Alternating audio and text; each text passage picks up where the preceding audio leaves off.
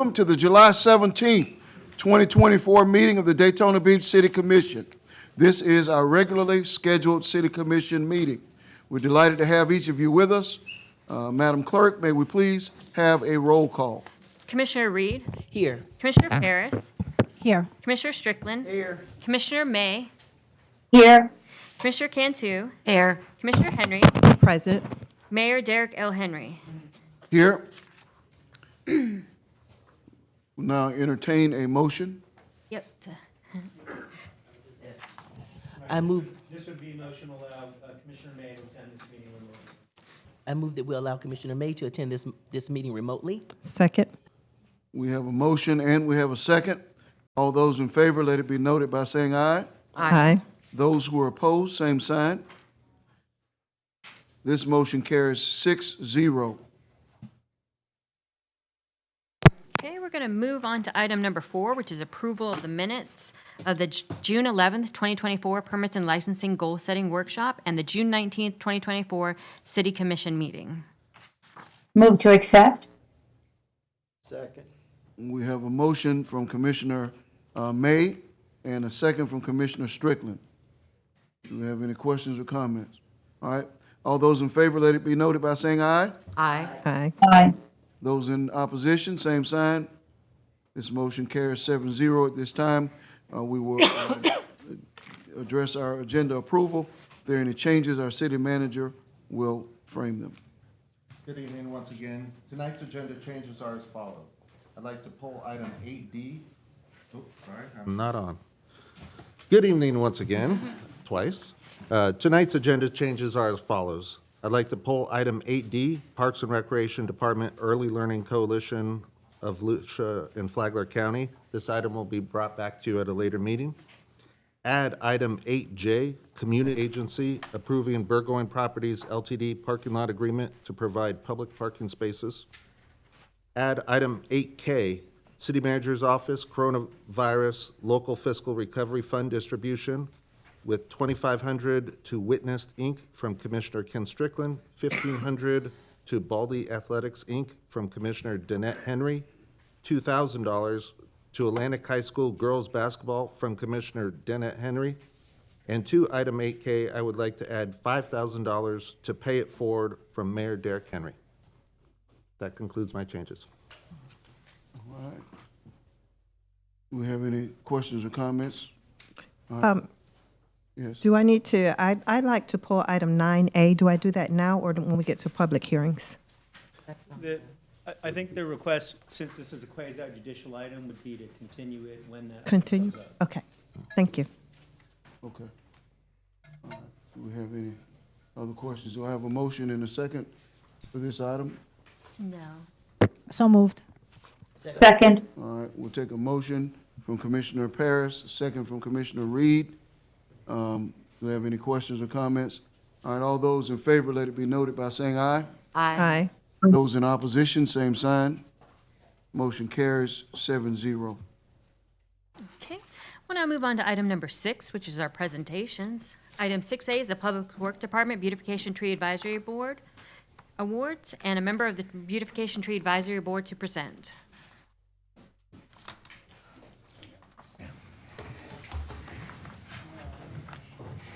Mayor Henry, members of the City Commission, and Mr. Driscoll.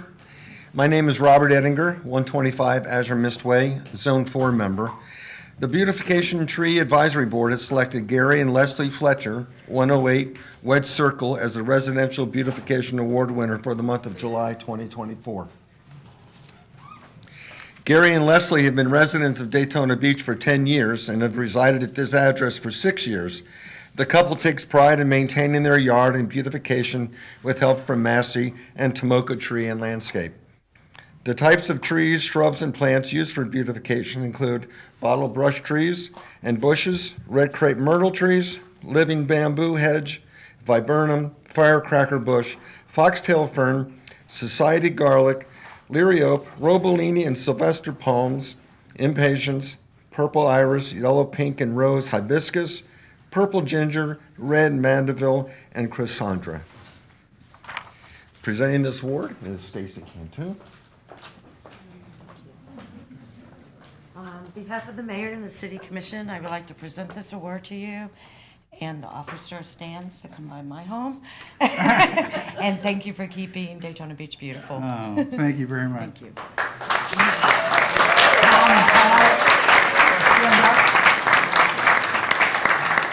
Thank you. They do it all. Great job. Wow. Thank you. They do it all. One right here.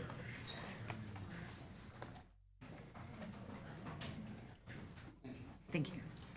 Thank you. Thank you. Congratulations. The commercial award this month.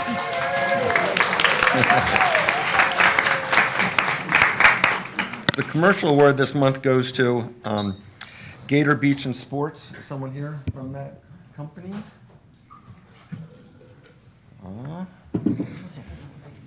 Oh, well, they miss out. It's a lovely video if you want to see it. Yep, show us and tell us. The Beautification Tree Advisory Board has selected Gator Beach and Sports, 221 North Atlantic Avenue in Daytona Beach as the Commercial Beautification Award winner for the month of July 2024. Gator Beach and Sports is a fixture in Daytona Beach. The store is family-owned and operated and has been in business for over 40 years. Renovations were done in 2017, which included all new flooring, fixtures, and apparel. The store has 2 live alligators, which are happy and well-fed. When the alligators get too big, they are returned to Gatorland and exchanged for new babies. The types of trees and shrubs and plants used for beautification include palms, crotons, sea grapes, Trinet schefflera shrub, adagio maiden grass, white Indian hawthorns, African petunias, white vinca and lilies, along with the iconic alligator sculpture. Wow. All right, good job. I'm sorry they're not here. That's okay. Good job. Thank you.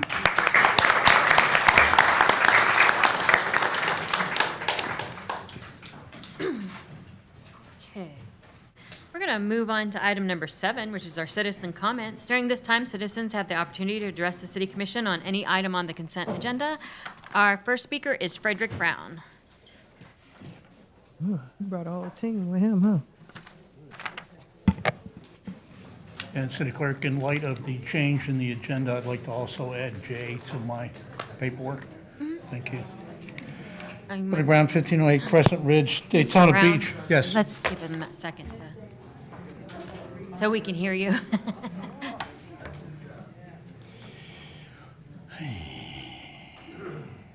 Okay. Are we good? All right, thank you. Yeah, on item 8A, in lines with what we voted on and what the commission just voted on the charter review for the environment, I'd like to see that we at least get a bid on EVs, and I didn't see that that was forthcoming under item 8A. In the future, I would certainly like to see a bid for EVs on each one of our vehicle purchases. On item 8B, there needs to be an amendment. This was something we talked about. It was very near and dear to the hearts of those of us on the Charter Review Group, and also very near and dear to the citizens of Daytona Beach. I'm glad to see that this is at least put in on the consent agenda, although it was voted down on the charter, but it does not specify the time. So I'd like to see an amendment after the word speak, add for 3 minutes on any topic, and shall be recorded in the official minutes of the city. I'd like to see those amendments put to 8B before it's approved by the commission. And I would certainly like to entertain, hopefully my commissioner from my zone will provide that amendment so that it can be voted on. Thank you. Okay. Our next speaker is John Nicholson.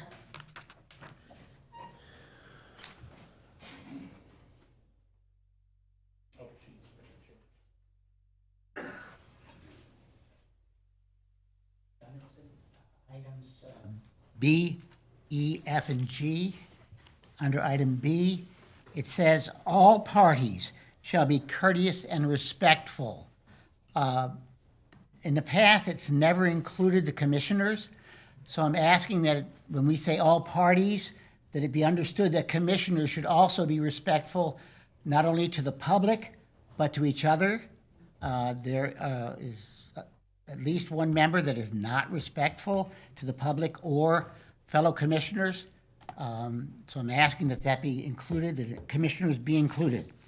8E, the length of time for permits. I don't know what we did for Midtown, but 6 months is way too short for businessmen to start up the process and whatnot. Could we make that 1 year? It wouldn't hurt us in the least to have businesses being built in the city of Daytona Beach, so if we could extend that to 1 year, it would be great. The resource officers. The county had a problem 5 months ago. The school board went to the county, and there were several cities that refused to pay for police officers.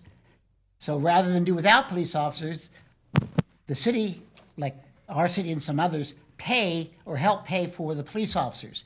Daytona and DeLand refused to pay, so they wanted the county to pay, and the county said, no, it's your responsibility. So I'm asking here, one is Father Lopez getting the same deal that we're giving to the other schools. If they aren't, they should be equal. And secondly, if we're paying, we should demand that the school board do the same for all schools from all cities. There's no reason why we should pay for DeLand or Daytona's police officers. And 8G, Sanderson, this pops up all the time. I'm presuming this is a one-time amount of money and they're giving us a deal with the $30,000. So within the year, whatever we need, it fits in that budget. So we don't have to put an RFP or whatever every 5 minutes or every 10 days or whatever. So I'm presuming that's what we're doing here, and that's what we've done in the past. But I want to make absolutely sure that that's what's happening. Thank you. Okay, I think that was my final speaker for the consent agenda. All right, do we have a motion to approve the consent agenda? Motion to approve the consent agenda. Second. We have a motion and a second, Commissioner Cantu and Henry in that order. Do we have any questions or comments? Yes, Mayor, I do. For 8B, in regards to what Frederick Brown brought up, I did have other residents also ask if they can include the 3 minutes of public speaking time. Include the 3 minutes. What's your suggestion? To include it, because it's not included. It's just Pardon? saying, it's not included. Ben? Yeah, just as an FYI to the commissioners, I tweaked the draft resolution that was initially distributed on Friday. You've got a copy of the revised resolution in your manila folders in front of your seats. The condition that I added was, quote, subject to reasonable conditions that the commission may establish consistent with First Amendment considerations. And I'd encourage you to keep it that general because the case law and the First Amendment can change. And there may be instances in which you may need to impose a different time limit based on those changes.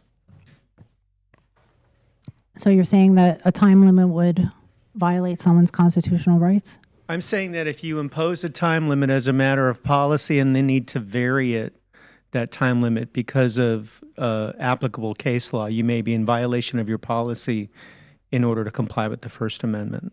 And I wouldn't recommend that. And I concur, that time has changed since I've sat here. We've changed the time. So if we put a time in here, then we'll be stuck with that time. And as Ben is indicating, we may be in violation of our own rule if we put a time in. Actually, if I'm right, we changed it to and gave them more time. We did, it correct? was 2:50. Yes, correct. 30. Okay, I mean, certainly we could say generally 3 minutes. If we caveated that, I think you're on safer ground in case an issue comes up. I would be okay with that. I mean, We're giving them 3 minutes already. I mean, we might want to change it to more. I mean, Okay. or someone else up here might want to. I think we're fine as we are. All right, doesn't have the standing. Okay. We have a motion, we have a second. Any other comments or questions? All right, hearing none, all those in favor of the consent agenda as described and discussed, let it be noted by saying aye. Aye. Those in opposition, same sign. This motion carries 7-0.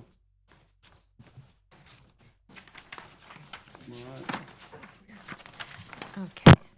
We're going to move on then to item number 9, which is our public hearings. Item 9A is the Growth Management Planning Department, Lakewood Senior Living Plan Development General PD rezoning. This is an ordinance on second reading, quasi-judicial hearing. An ordinance amending the zoning map of the Land Development Code to rezone 2.9 plus or minus acres of property located on Jimmy Ann Drive, south of LPGA Boulevard and north of 5th Street from MFR 20, Multifamily Residential 20, to PDG, Plan Development General, approving the Lakewood Senior Housing Plan District Agreement to allow for development of a 56-unit senior living facility and associated site improvements, subject to certain conditions, authorizing the mayor and the city clerk to execute the agreement, repealing all ordinances or parts of ordinances in conflict herewith, and providing an effective date. So moved. Second. Mr. Mayor, I'd like to have this item moved to the next meeting, Continue. continue it to the next meeting. Do I need to give a reason why? Well, so this is a quasi-judicial item, and it involves an applicant's property rights. I think you do have the power to continue it, but before you make that decision, I think you should hear from the applicant in case there are any particular concerns on their part, which may actually, give rise to a legal issue. Okay. But I also think it would be appropriate for you to state the reason why you're suggesting the continuance. Okay. Would you like for me to do that now or after the? I think you should do it now. Okay, so, Mr. Mayor, fellow commissioners, let me say that I'm in support of this project. I love the project. I think it is a great idea. I think it's what is needed in our community. But this morning, I got quite a few calls from the neighboring community that is going to be affected by this particular property, which is Cardinal Estates. And the residents have some genuine concerns about the project and how it affects their particular neighborhood. And I did get a chance to talk to quite a few of them this morning, but I haven't gotten a chance to talk to them and pull them together with the developer so that the developer could address some of their concerns. Also, the residents got a letter on July 1st stating that there would be changes, and part of the letter they got page 1 and they got page 3. They didn't get page 2 of the letter, and part of the letter said that they would be adding feet to the particular development. So they did contact the developer and ask for that page 2, and that page 2 was delivered to some of the residents, but now that's caused the residents to have quite a few concerns about the validity and the genuineness of the developer. And I would like very much to meet with the developer and to meet with the residents so that their issues and their concerns can be addressed, as well as they can feel more comfortable about this project. I've talked to some in great extent this today, and I think I helped them feel a little bit better about some of the things, but I think they need to hear it directly from the developer, be able to address those concerns, and I want to be present while they address those concerns. And that's why I'm asking to have this moved to the next meeting, and that way we'll be able to come back and everybody will feel good about this project.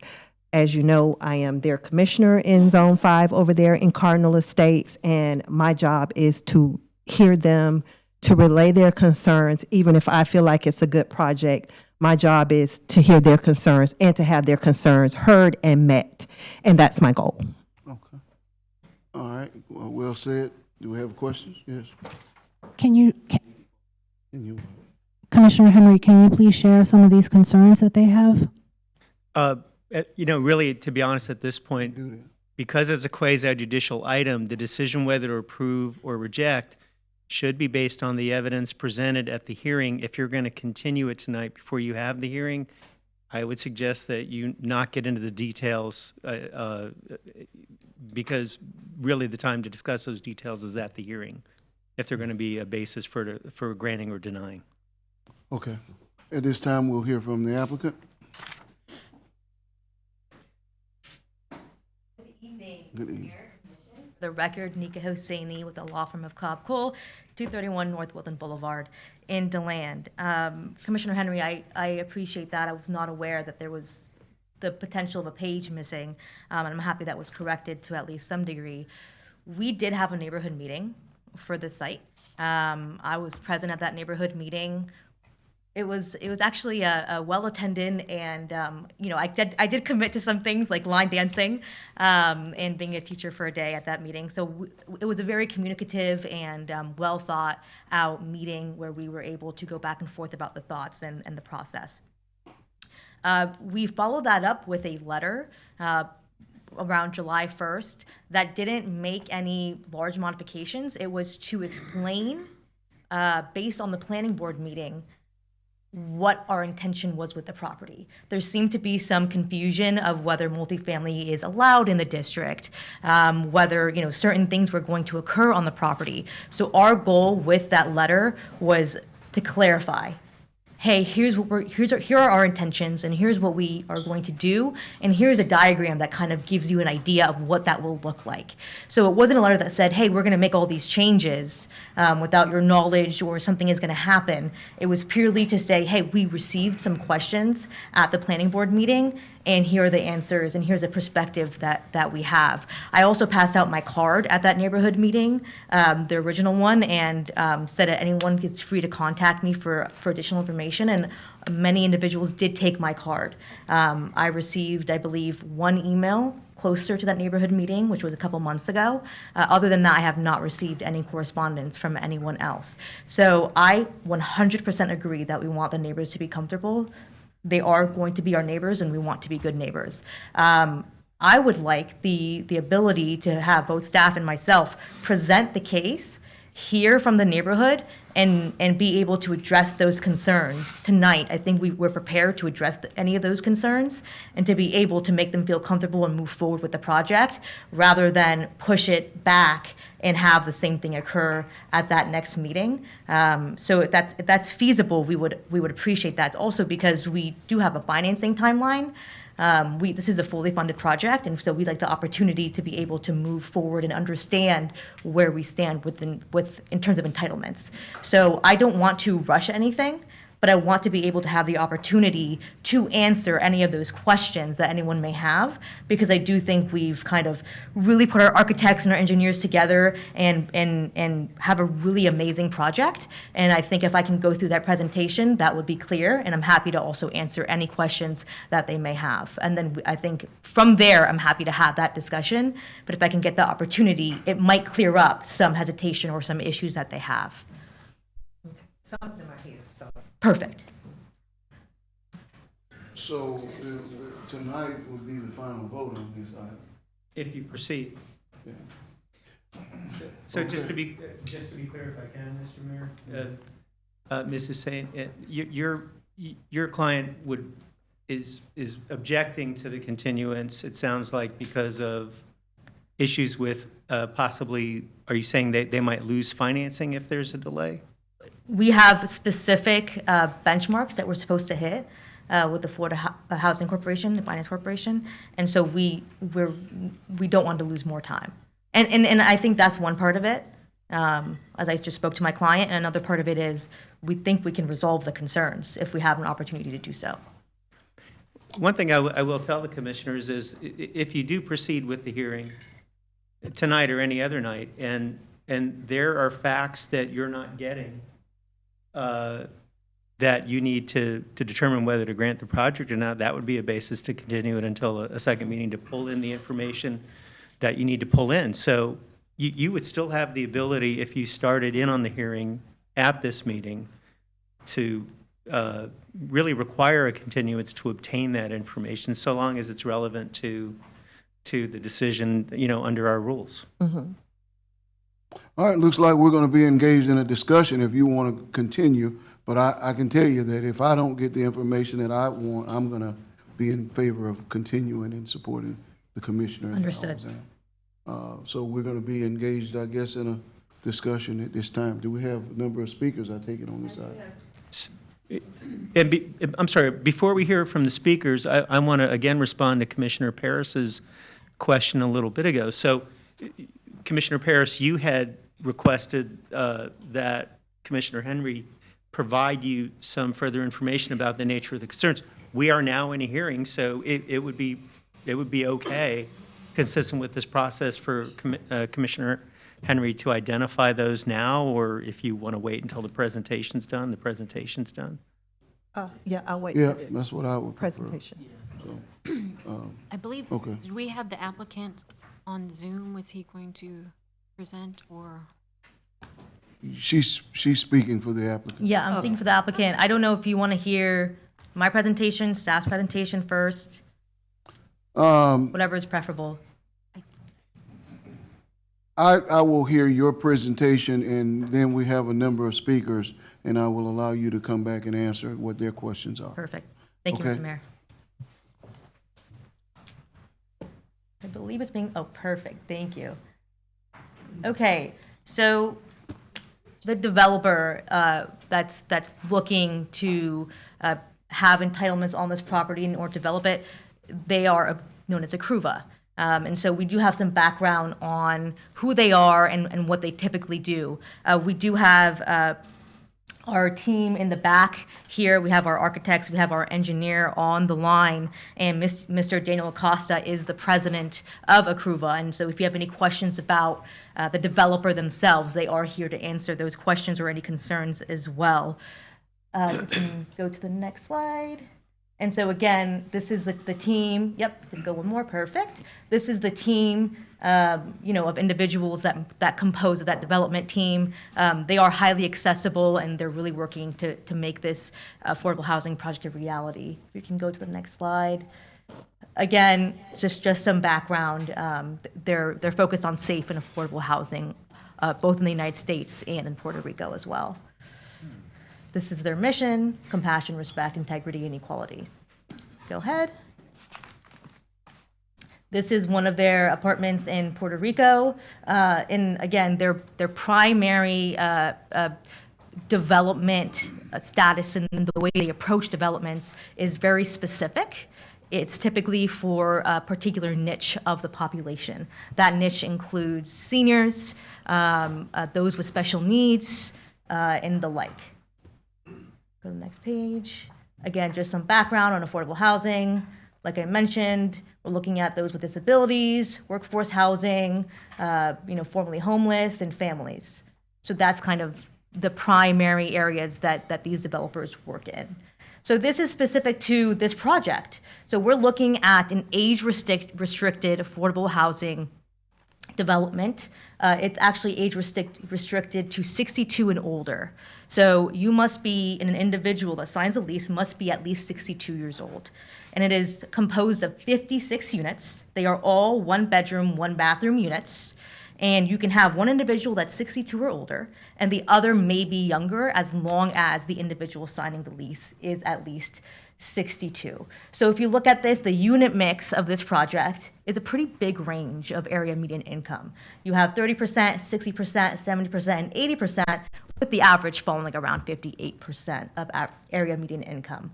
So we do have a community room, a clubhouse, a meeting room, exercise room, and what's really important is we have on-site property management. So we have 24/7 on-site property management that can handle any issues that come up, that can assist the seniors with anything they might need, and provide that resource to those individuals. Do you mind going to the next slide? Thank you so much. This just shows the current zoning and the proposed zoning. The current zoning is MFR, or multifamily 20, which allows around 20 dwelling units per acre, and we're looking to rezone that to a planned development. Go to the next slide, please. And so why are we looking to rezone? There's really 3 reasons we're looking to rezone this to a planned development. We can already build multifamily on the site. We can build multifamily structures up to 35 feet high on the site that are about 15 feet from the property line today. That is permitted by right. We are asking for 3 modifications to the code to be able to do what we think is a better planned community. So the first matter we're looking at is building height. You can have up to 35 feet in MFR 20.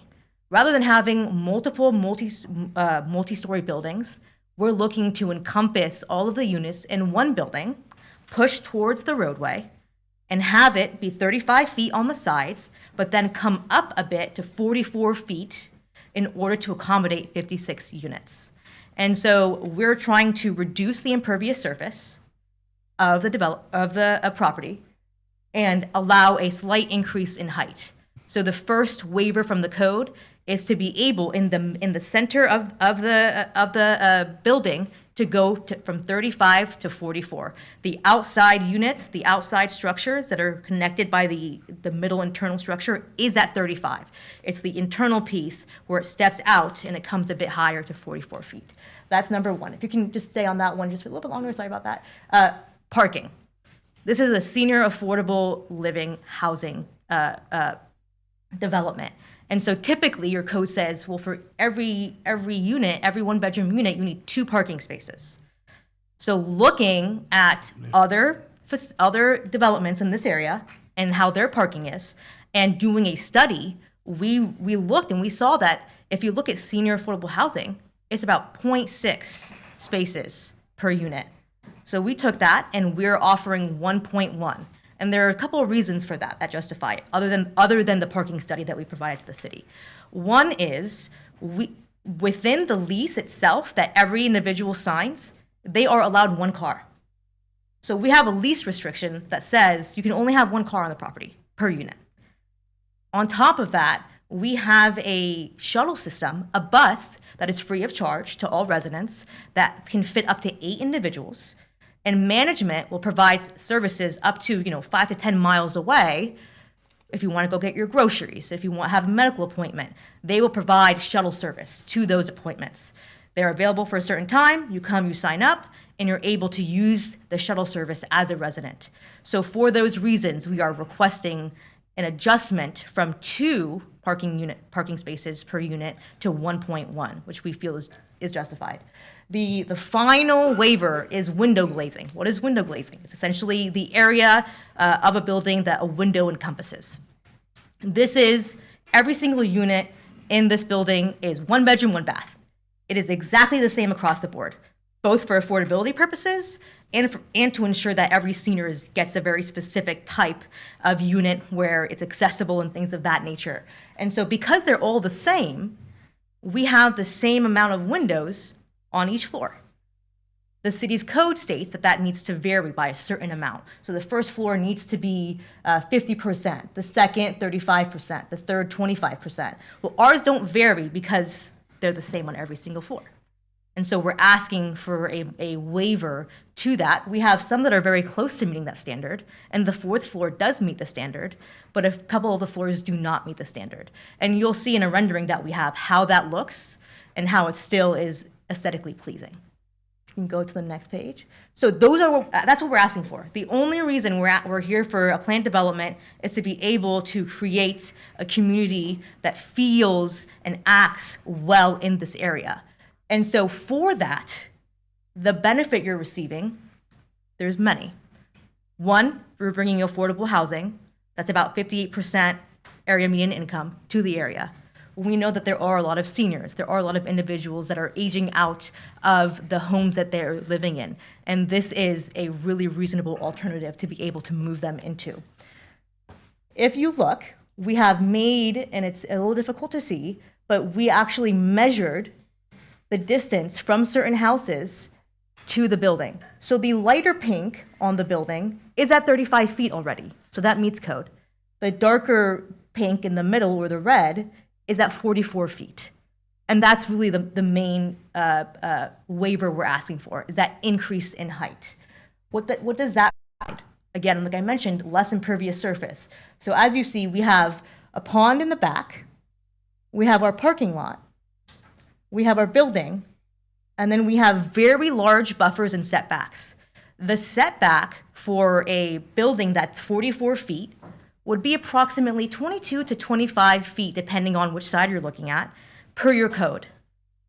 We are, from Jimmy Ann, 25 feet, because we pushed it to the road. We're 110 feet to the north. We're 250 feet away from the west, or the rear of the property, and we're 75 feet away from the south.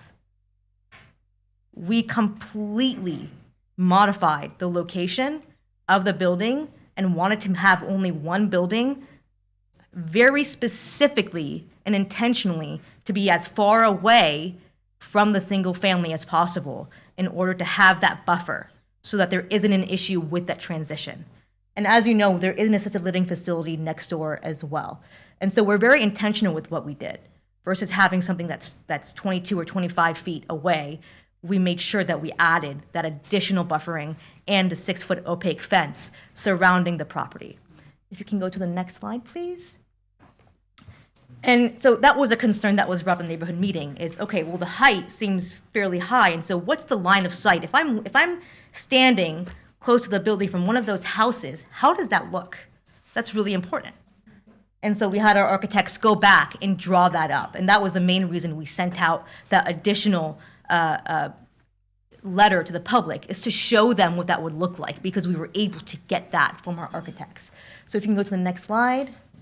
This essentially is the line of sight. So as you'll see, there's an individual standing there, and it shows the trees, it shows the buffering, and it shows the distance of how far everything is away from the building, both from the 35 feet of height and then going up to the 44 feet of height. If you can go to the next slide, please. And again, we actually had our architect do this from each perimeter, just so you could see what it would look like depending on where you're standing. That was really important. It's not just one spot we're looking at, it's from multiple different angles. So this is another drawing from another perspective of how that would look. If you don't mind going to the next slide. So this is really important, and I think this is where, you know, some clarification is helpful.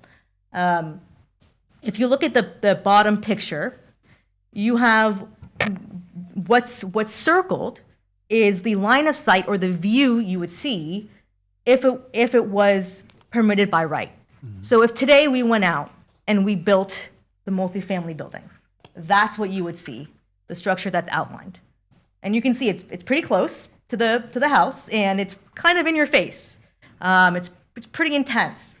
The other line that's much longer, and the structure to the left is what we have now, where it goes up to 44 feet. So you would think, okay, well, 44 is clearly much more than 35, so it must be looming more than a 35-foot tall building would. But based on this, you can see that it really does matter how close or how far a building is and how that impacts the neighborhood. And we understood that, and that's why we very specifically positioned the building as far away as we could and as close to the street as we could, and why we didn't want to add another building. We wouldn't be here if we decided to do 2 multifamily buildings on the site. It would increase impervious. It might add to some development costs, but we wouldn't have to come here. We'd be able to just kind of go through and do what we had to do. But that's just not how this development team operates. I've had the privilege of speaking with them and working with them, and I'm highly impressed. We have a lot of clients, and some stand out from others. And they're very invested in the neighborhood. And one thing that they said the first time that we met is, well, there's an ALF next door, and can we help them clean that up a bit? So already they're trying to see, do you have their contact information? So their goal is that they're in it for the long run, and they want to see the community grow and do better. And that's what they've been doing in other places, and that's really their motto and their mantra. Can you go to the next slide, please? So now we're looking at renderings, how the building looks. And so if you look at if you talk about my glazing comment regarding a waiver that we need, you can see the windows. It's the same on every floor, close to the same on every floor, because of the type of units we're proposing. Next slide, please. Again, this is kind of another rendering that shows, the height of the structure and how it's kind of bumped out. It goes from lower to higher, and how the area would look. This is a rendering that shows it in comparison to the area. So you have, impervious and the parking and the structure pulled toward the street. And then you will have a fence and buffering and a dry pond in the back, on the back of the property. Next slide, please. Again, just another perspective to kind of understand how it fits in with the rest of the neighborhood. And one more, please. Another thing I wanted to mention is this isn't new to Daytona Beach. Not us, the client, but they're in Daytona as a city, you have a very similar development. It's off of, I believe, Williamson and Dunn, and this is very similar to what we're trying to do. It's a senior affordable living housing development. As you can see, their parking lot always seems to be partially empty. I believe they have even a lower count than we do, but again, I'm sure that they have something in their lease that enforces that as well, and so they're definitely not overparked. And it's a really nice facility. And I'm not sure if there's been any complaints about it. I haven't heard any, but it is a good idea to look at something that's comparable. This would be something that is similar in nature to what we are trying to propose. So in terms of traffic, that's fairly de minimis when you're looking at typically around one parking space per unit. And you're also talking about seniors. You're talking about individuals that if they can, it makes more sense for them to take a shuttle to go to a doctor's appointment than to get up and go. So it's very different from a traditional multifamily housing complex. This is very specific for a very specific population in our community that we are trying to assist. Okay. Just another picture of that structure that kind of shows the parking and shows how that looks. And so overall, our goal here is to address any questions because we really do want to be good neighbors. And I want you to understand that the development team is invested in this community. The questions they've asked, the way that they've spoken and have shared their story of what they've done in other communities, I find very important because tomorrow a multifamily developer can come in and meet those three standards and build a multifamily apartment complex 15 feet from the property line. So our goal is we understand we're asking for something. We are requesting modifications to your code. And the question that I think needs to be asked back to us is, well, what are the benefits that we're receiving? And we are here telling you that we are trying to address the needs of the community. We are looking at an overall planned development to make sure that the development feels like a community where individuals want to come and rent these units. These units are affordable.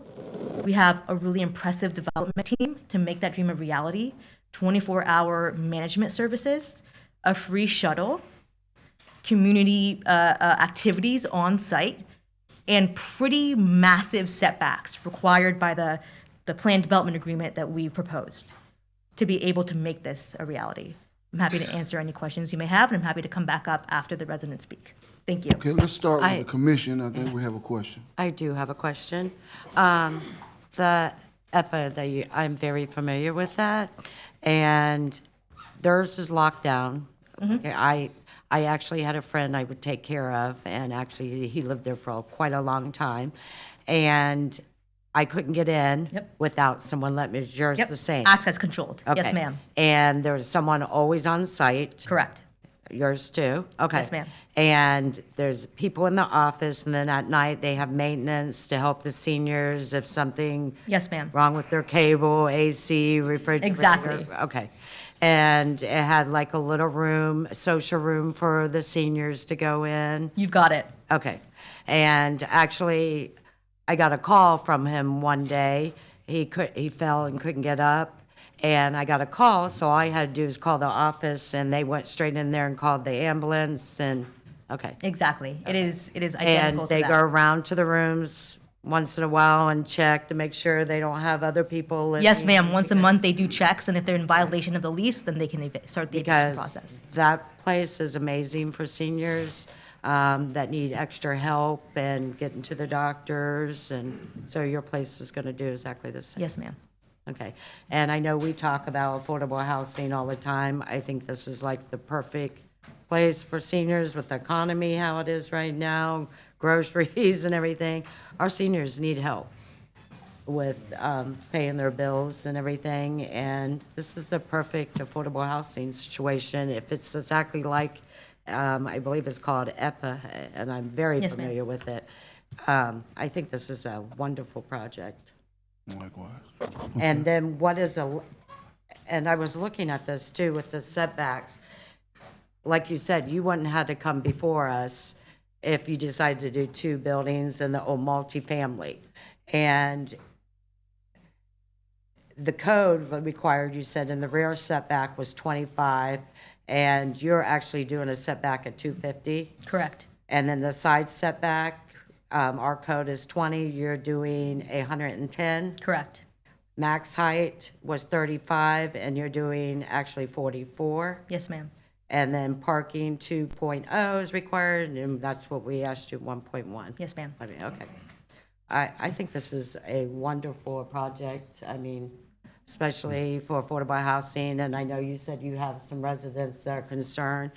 I mean, they have to actually go over there on Williamson Indigo. It used to be in my zone. It's in actually Commissioner Reed's zone now.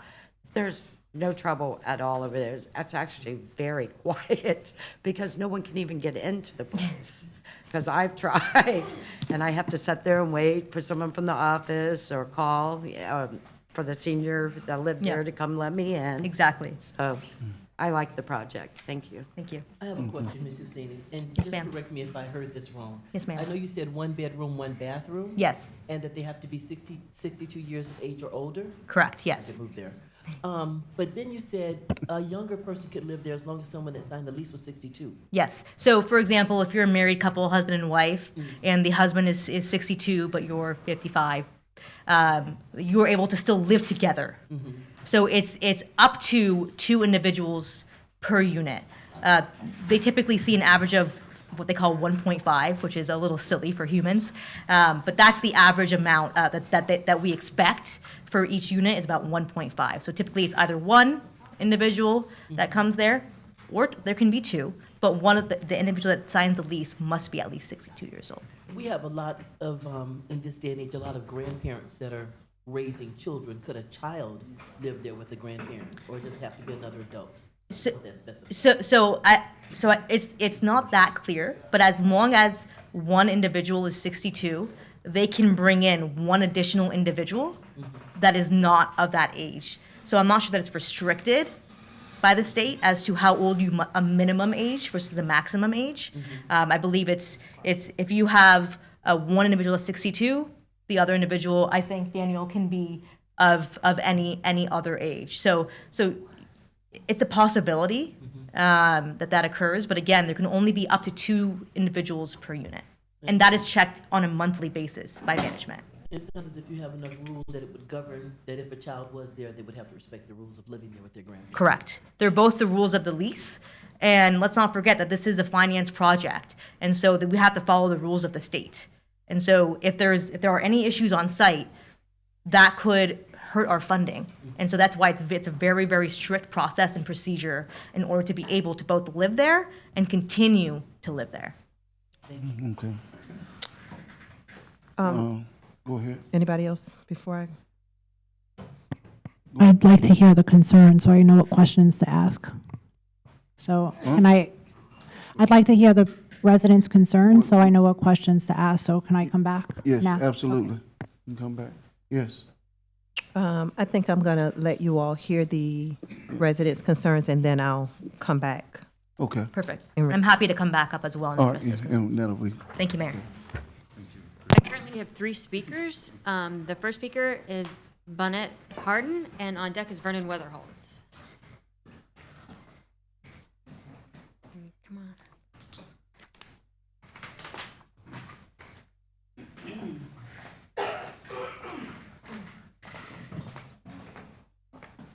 My name is Burnett Harden. Good evening, Mayor Henry and Commissioners. As I said, my name is Burnett Harden. I reside at 16 Cardinal Estates Boulevard. I am also the president of the Cardinal Estates Homeowners Association. I am a proud product of the Low Income Housing Authority, and it has only been by the grace of God that I, as well as other residents, reside in Cardinal Estates, which we call home. Like many of the Cardinal residents, I too have concerns regarding the proposed Lakewood senior housing on Jimmy Ann Drive. As I have heard from many residents, this project is not a welcome in our neighborhood. The height of the building is a major concern for those residents who will be directly impacted as it relates to privacy and the location. As it is stated in your July 1, 2024 communication, I quote, you said, "We are requesting a rezoning to PDG to allow the height of the proposed building to increase by 9 feet for the center portion of the building," end quote. The suggestion was made at the May 23rd Planning Board meeting for adjustments to be made in terms of the architectural structure to fit more in lines of a residential community. However, what was not anticipated was the addition in the height of the building. Regardless of the setbacks of the property line and the boundaries, we as a community are not completely sold on the idea of this proposed development. While the diagrams show proposed structural information, it does not give our residents the assurance and transparency needed to fully embrace this project. We want to give all, and I say all, of our residents an opportunity to speak and ask their own questions. At this point, I feel, as well as other residents, we feel pressured into making a decision without having our own discussion. There is a need for affordable housing, and we do realize that. What we are asking for is an opportunity to be heard and given transparent facts and an opportunity to meet with our zone commissioner so that we can discuss and have our own discussion about this project. Thank you for listening. Our next speaker is Vernon Weatherholtz, and on deck is Patricia Williams.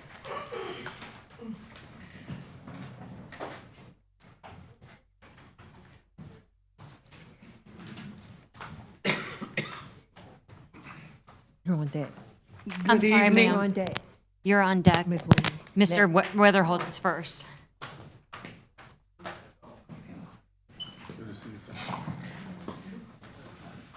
My name is Vernon Weatherholtz. I live at 3 Granville Circle. I'm all for this project. I've sat through numerous meetings here in the city. We've talked about affordable housing, and this is senior affordable housing. We have a lot of areas that I think that it's definitely needed. I think one of the biggest problems that I've heard residents talk about is flooding.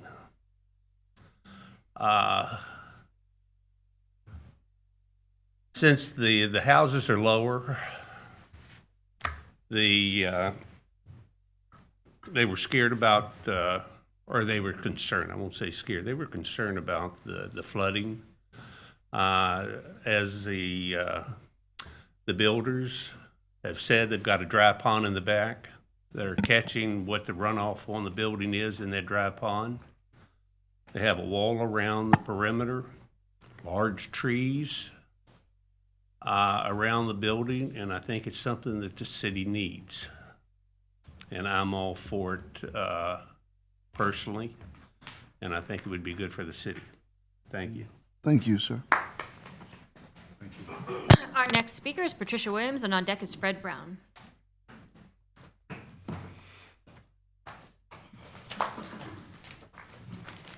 Good evening, Mayor and Commissioners. My name is Patricia Williams. I live in Cardinal Estates. I live on 2 Starling Drive in Cardinal Estates. I've been there since the inception of the project in Cardinal Estates. I am totally against the building of the project. Reasons why. Our backyards are not that big from the start.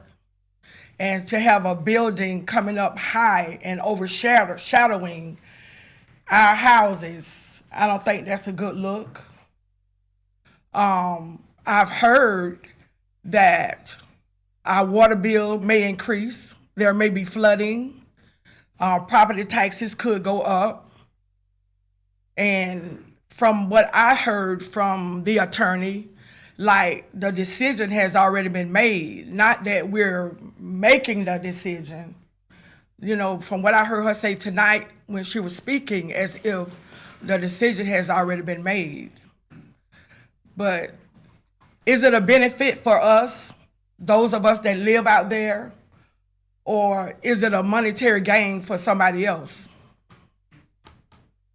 So I'm totally not for it. The area is really not that big. I know there's another living assisted area, you know, not too far from that area, but I don't think it's a good idea. It's houses on the other side, other housing developments as well. I'm really not for it. So I really hope that y'all really listen to those that live there. And I've been there from day one. I seen my house built from the ground. So I'm asking that y'all don't allow this to be. Thank you. Thank you. Our next speaker is Frederick Brown. Rick Brown, 1508 Christmas, Daytona Beach. What concerns me about the way this is being done, and it was talked about by some of the residents, and it's typical of many of the projects we have here in Daytona Beach, it's being pushed through. With all due respect, Cobb Cole, a respected law firm here in town, when they sent out notifications to the citizens to have a page missing. Now, from a legal standpoint, and perhaps our city attorney can elaborate on that, that says to me improper notification. I know that if I was planning a development and I was missing pages on notifications to the citizens, that would be considered improper notification. My project would be tabled or denied. And I do want to give kudos to Commissioner Henry for bringing this up. I do agree it needs to be tabled for the discussion with the residents. Those of you who remember Daytona from years ago know that this area is low. A lot of these areas were just pure swamps. And so there are concerns with that. Now, I've looked at all the projects that this company is doing around Florida. They all look nice on paper. But for those of you who were in a previous meeting, just remember, what's it going to look like 20 years from now? You recall the testimony of some of the seniors and how they're dealing with affordable housing now. It all looks good when it's brand new. What's it going to look 20 years from now when there's flooding and mold and maintenance issues and everybody's taken their profit money and moved elsewhere? In America, that's what seems to happen on these real estate development projects. This firm is from Deerfield Beach with roots in Puerto Rico, and all their other projects are not in this area. So I don't see that there's a long-term ownership. Now, I could be wrong. I hope I am. We do need senior housing. Yes.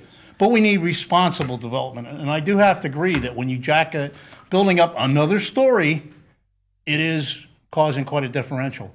So again, kudos to Commissioner Henry. I do suggest that it do be tabled. I think it's on the grounds of improper notification, and I do think that it should be reconsidered. And I would like to see a quality senior living facility here in Daytona Beach. Thank you. Our next speaker is Jim Cameron, and on deck is John Nicholson.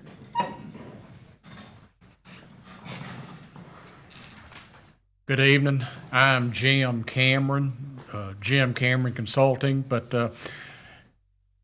Look, one of the things here is if we were a community like, what is it, West Palm Beach down in Florida, South Florida, or Winter Park or something, a very affluent type neighborhood and such, it'd be one thing, but we've got a real need here with median family income as it relates to, we have working people here, working class people, and this is the type of community, though, is needed for those folks to live. And it's a senior type facility, though. I've worked on one of these type things that we're trying to get in Holly Hill. So we realize the need is also in Holly Hill for this type of housing, because again, it comes down to median family income, though, and very much in support of it. Thank you. Thank you. Mr. Mayor, I just want to piggyback on that. It may not be Winter Park for us, or for you all, but for the people that live there, that's their Winter Park. Their homes are their Winter Park. They're proud of their homes, and they feel just like the people who feel in their $1 million homes. That's how they feel in their $150,000, $200,000 homes. That's just how I felt about that. I just wanted to add that. Okay. Our next speaker is John Nicholson.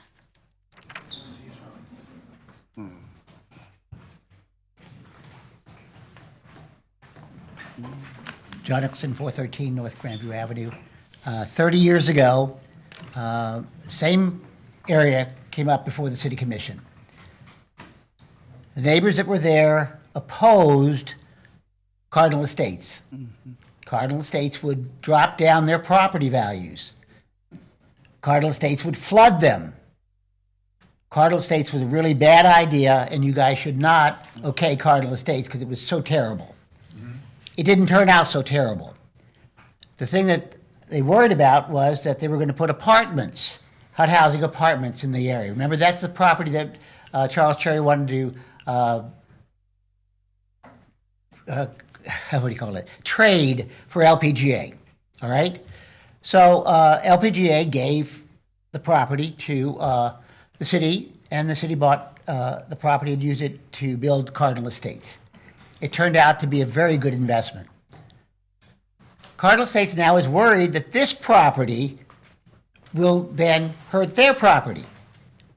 Well, if you realize, if you look out your front door and the entire block in front of you vanished, that's what these developers are doing. A city block, the width of a city block is 250 feet, 125 and 125 lots, at least in my area. So they would be literally an entire city block away from this building. That's a huge advantage. It's like having a park behind your house. Instead of having a building 15 feet away, you have a building 250 feet away in the back, 110 feet on the side. I'm only 20 feet from my neighbor, 10 on my property line and 10 on his. That's 20 feet. They're getting 110. It's huge. You don't realize that you're putting this building in the middle of a park, basically. They're worried about the flooding. Well, there's going to be a berm around the back with a dry lake bed. All right? So the water would have to literally go up the berm to get into their property. Water does not flow uphill. Secondly, they have a canal and a drainage area that goes to the street in the front. So the water would never flow uphill in the back. It would flow downhill through that opening that would then eventually flow down to a canal. So it would never get to Cardinal Estates in the first place. All right? So the flooding is not an issue. They're worried about it because there's flooding all over the place. I just found out there's flooding out in LPGA. But they designed it such that it would never hurt Cardinal Estates. The visual, that extra 9 feet in front of my house, in that distance of 250 feet, the building is 28 stories high. So 28 stories is a lot higher than 4. Please okay it. Thank you. Our next speaker Thank you, John. is William Biddar. Oh, God, I gotta follow that. You already said it, everything I wanted to say, and he said it better than I would have. My name is William Biddorf at 402 East International Speedway Boulevard. I don't live in that area. I do understand it's in their backyard, and I understand their the neighbor's point, and I want the project, but I want you all to consider what the neighbors' needs are and just look out for their best interest, which I know all of you will. And I'm in favor for it because I think we really need affordable housing. The elderly need somewhere to go. They can't afford a nice place. And I think this seems to be a pretty nice place. Thank you. I don't have any other speakers for this item, Mr. Mayor. Not yet. You ready for her to come back, or you want to go? I'm going to let her go, and then I'll Okay, close up. go ahead. She's, yeah. Thank you, Mr. Mayor, Commission. Again, for the record, Nika Hosseini with the law firm of Cobb Cole, 231 North Woodland Boulevard in DeLand. I do want to first kind of mention the legal issue. What was sent out was not a legal notice. We, as just trying to clarify and to, we thought, help the scenario, we sent out a letter on our own volition just to try to explain and answer some questions. It was not a public notice matter. It was not a legal notice matter. We sent that out, and all public notices have been met. Again, I personally was not made aware of that issue. We'll definitely, most definitely look back into it. But again, that was simply additional information to provide the residents. And I wholeheartedly apologize if some residents did not receive all 3 of those pages. That is most definitely an issue, and we will look at it. If those residents are here, everything was covered in the presentation that I provided and also in the staff report that was published by the city staff. And so I do want to address that. There's no point at which public notice was not provided. And I think that brings up another point, which is we did provide public notice. We did have a neighborhood meeting, and we did go to planning board, and then we did go to first reading at city commission, and now we're at second reading. We've gone through all the steps. We had the opportunity to meet with the residents and have them provide their input. We had conversations with the residents.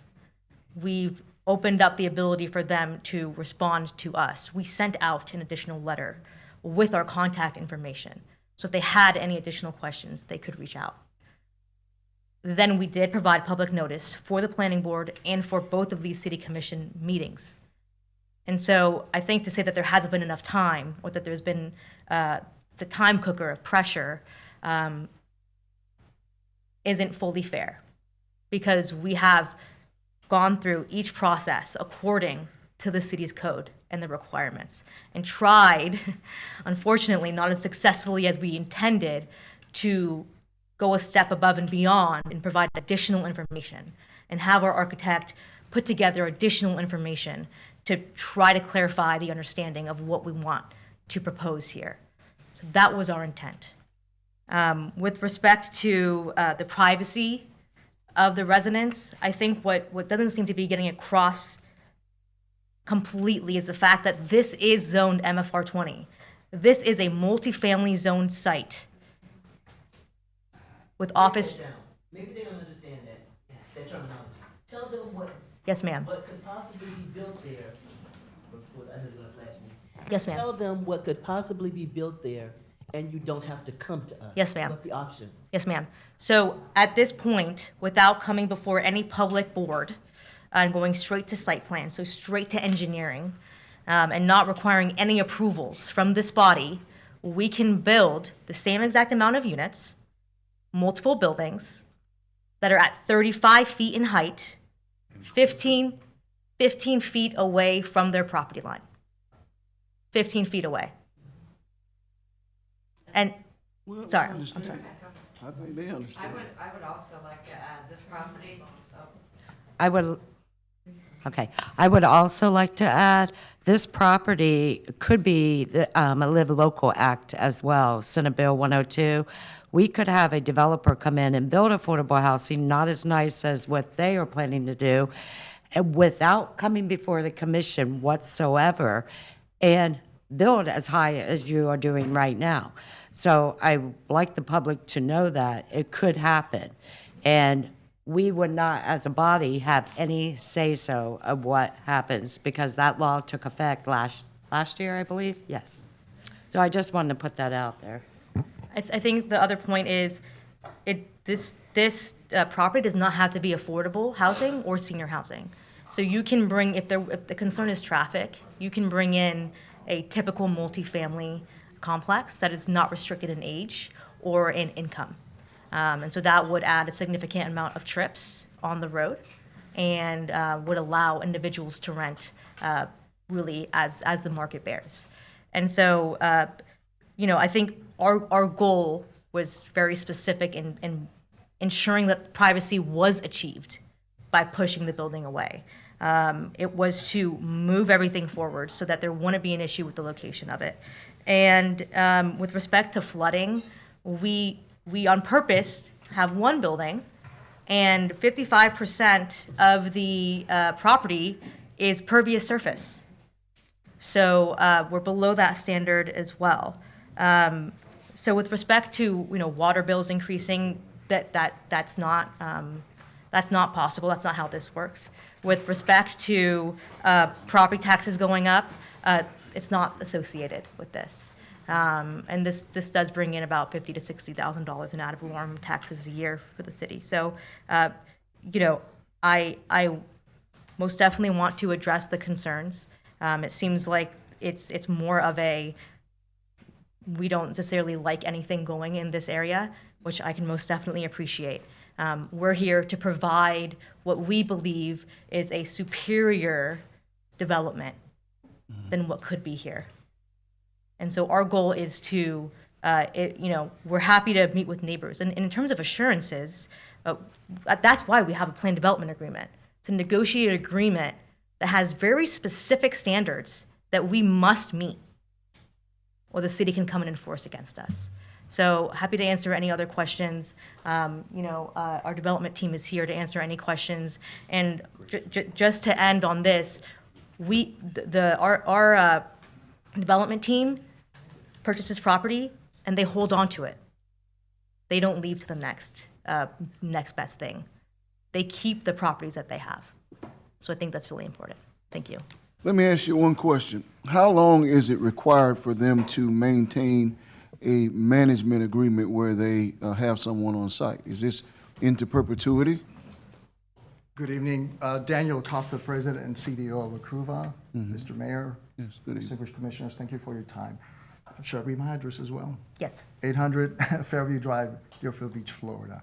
Thank you for the opportunity for us to continue to present our waiver requests. By federal regulation, because there's tax credits as part of the funding, minimum 15 years of compliance. We cannot turn around and year one sell this property. We're not allowed to do that by regulation. By choice, we extend the restricted use on it so it's affordable for at least 30 years. I believe we checked the box so it's affordable for at least 50 years.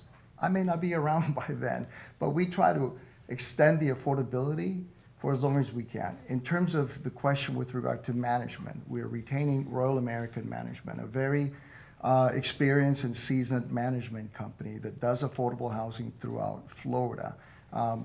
These are annual contracts. We want to make sure that they're held to high standards is what we ask of management companies. If they fail in proper management, proper maintenance, proper addressing of questions from residents and or turning units, et cetera, then we have the right to remove them and bring a qualified company. However, we've vetted them out, we've interviewed them, and we've worked with them on other projects. They're very qualified. We don't feel the need to explore any other management companies. But yes, we'll continue to renew their contract as long as they're doing an amazing job for our customers, who are the residents that will live in this community. If it might be granted a couple more seconds, I would like to address the gentleman's question with regard to the affordability. So ownership will require at least 15 years. We're in it for the long haul. And we're still guaranteeing the tax credits to the United States federal government. We have to comply. So back to the occupancy, if we suddenly look the other way and there's a grandparent with 5 children living in it, we get penalized, we get violations, we could lose our credits, we could lose the ability to apply for more funding in the future. 1, 2, the community has addressed that concern, and it's a legitimate concern that we share. We're not going to violate that. That doesn't happen. If on-site staff looks the other way and we determine that that's on-site staff violating our own policies, they're dismissed. And we'll replace them with management that will adhere to the policies of management and, more importantly, federal policies that require us to keep the household at no more than 2 people. What was your other concern? Or somebody addressed something about utilities going up and taxes going up. In 34 years doing this, I've never heard of building a community, improving the neighborhood, causing other folks to have higher utility bills. I've never heard that before. I don't know where that information is coming from. I cannot confirm or deny that. It would have to be the city to confirm that. But I have never seen that, as well as property taxes. Quite the opposite. We believe these improvements improve the value of your single-family homes. And so the other point, we're from Deerfield Beach. Yes, we are. We build all over Florida. Why are we in Volusia County and Daytona Beach? We responded to a funding application as a consequence of Hurricanes Ian and Nicole, whose trajectory came from the west and it went all the way through Volusia County. So the Florida Housing Finance Corporation issued a request for funding to address impacted counties. We responded and we said we'd like to build 56 units for elderly in Volusia County, and we found a site in Daytona. And it's a very competitive process. It's very hard to get funding, and we did. It's fully funded, including all of our fees are going into the transaction at this stage. But you know, it's a waiver. As we've emphasized, and I hate to beat that dead horse, but we're not asking for approval to build multifamily.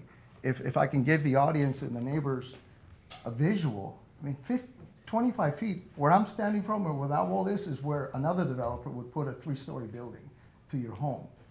200 feet, I can't even measure in here. So we're asking for a waiver in the best interest of the community, not the opposite. And really compressing it into the middle and going 9 feet high, which is the floor to those tile ceilings, is the additional height. We don't see that it's an excessive request that ultimately benefits the community. Anyway, I don't know what else to address at this point, but happy to answer any. Let me ask you this. In reference to a continuance, what would it cost you for a 2-week continuance? Well, That so- is an issue. Thank you, Mr. Mayor. Florida Housing gives us a set deadline to submit all the paperwork to their credit underwriters. We have literally less than 10 days left to submit all the approvals we are seeking, on top of a few other pieces of paperwork we're doing with a general contractor. If we miss our deadline, we're impacted as a company. We're perceived as not being capable of working with cities and getting amazing communities built. So it is impacting to us as a company, both economically and for future applications. Again, we submitted the application in March of '23. It took till September to hear from the state that we've been awarded monies, and we've been working gradually with local council to get the right approvals and thinking through the community and how do we best build a community that helps the rest of the neighborhood, quite the opposite of what someone else may do, which is, again, imagine standing in your backyard and 15 feet away, you're looking at 3 stories. That's very intrusive. That's not what we want to do. And we're in for the long haul. We don't turn our backs on our communities. Our reputation is at the forefront as well. So. Okay. Thank you. Thank All right, you. I think that's it. Commissioner? Thank you, Mr. Mayor. And let me reiterate that I'm in favor of the project. I think it's a wonderful project. I think that it is a great project for Zone 5, and anybody that knows me knows that I ran on affordable housing. Nothing is more important to me right now than affordable housing. However, right now, I believe that I've been here, this is my 2.5 term, because I only served a half term my first, and I've never asked for a continuation. Out of all six years being up here, I've never asked, so I feel very passionately about this. And I feel very passionately about this because you all aren't in the community yet. we have people that are already in the community and they have genuine concerns. And genuinely, people are concerned when something new happens in their community. When change happens in the community, it's a scary thing, especially if you're not really sure how that change will affect you, your livelihood, and your family, and your community, and your neighbors, and the people around you. Personally, I don't believe that asking to continue this to the next meeting is the worst thing if it's going to give security to the people who are already there.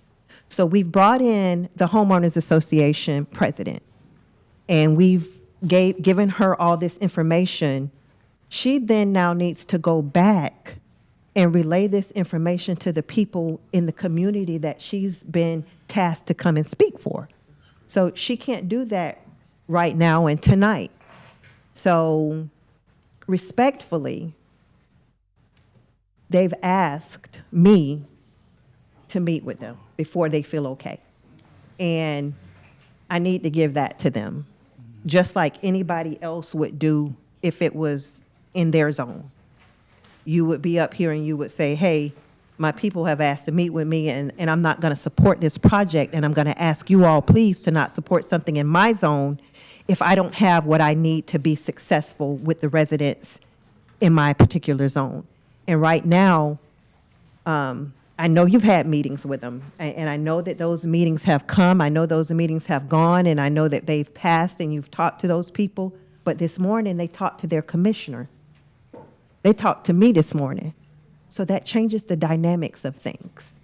Because you may feel like, hey, we did everything we were supposed to do. Well, the people around you all and the people in this community still didn't feel comfortable enough, so they went to the next level and they went to their commissioner and said, hey, these are the concerns we have and we need you to help us.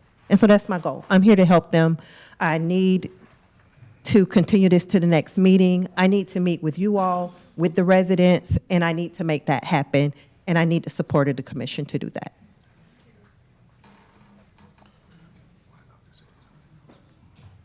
All right. Do we have any other questions or comments from the commission?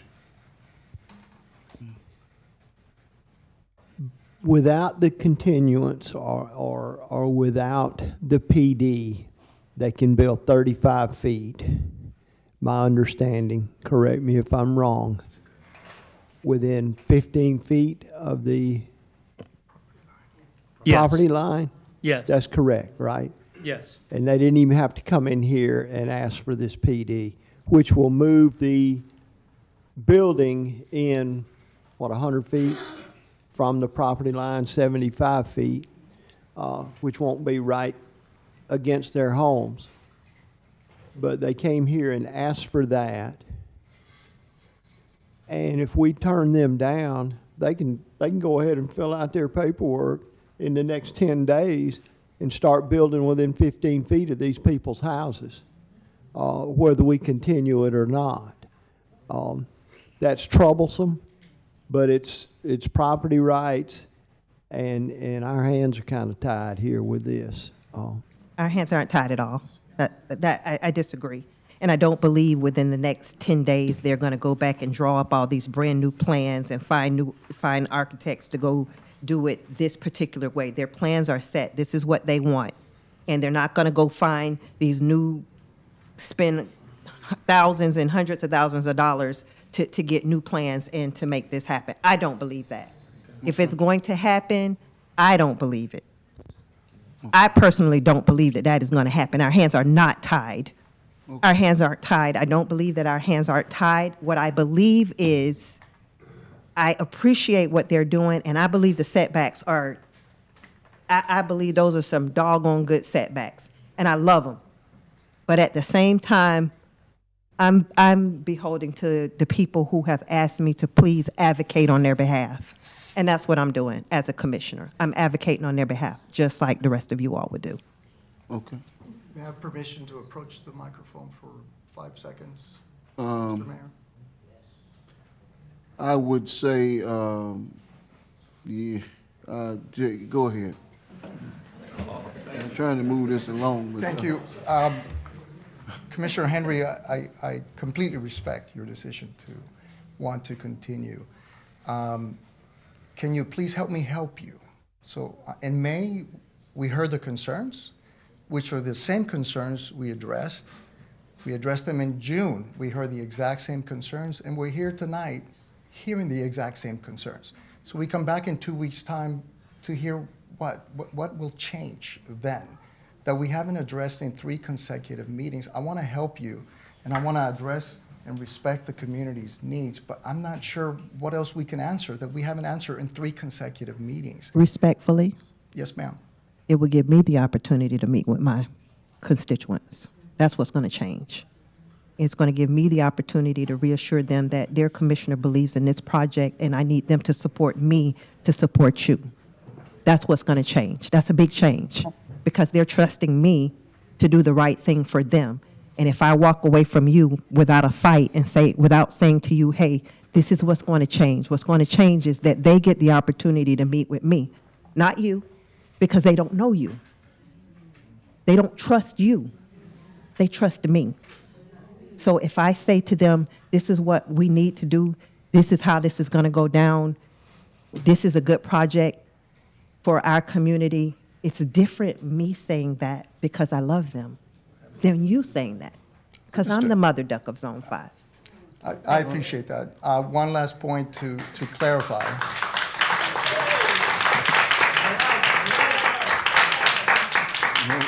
Okay. We're hopeful that in 2 weeks' time, we have a final decision. We can eliminate one floor, move the building to what we can by right, and simply repeat that 3-story building on the site. So we could do that. And in 2 weeks' time, we'll just move forward with what we are allowed to do. So we're again asking to help us help build a great community that is looking out for the residents. It's not going to be hundreds of thousands of dollars to tell my architect, get rid of one of the floors and go ahead and repeat that building, and let's do it by right, and let's just submit the paperwork. Sir? But that's not our intention. We're here to work with the community, not against the community. Sir, I was with you. I was supporting you. Yes. You had me. But if that's how you feel, because they want to meet with their commissioner first, or we'll just go ahead and do it this way. Then I'm not going to support it. I'm not suggesting that. I'm just saying the gentleman is right.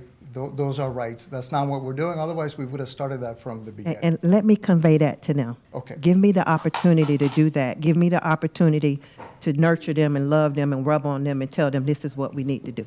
Give me that opportunity. I would love to help you, and I would love to attend and be there to answer questions as well if you want to, and Thank we'll you. cater if we need Let's to. work together and help each other. Yes, ma'am. Okay, thank you. Thank you. Commissioner Parrish? They answered all my Please questions. hold your voices down. All my questions were answered. I just don't see what is going to change in 3 weeks from now. Okay. That's just my personal opinion. All right. Commissioner Reed, anybody else have any other comments? No? That's correct. There are 5 Wednesdays in this month. We will not be meeting in 2 weeks. We'll be meeting in 3. Mm-hmm. And is that a hard deadline on those 10 days? Yes, ma'am.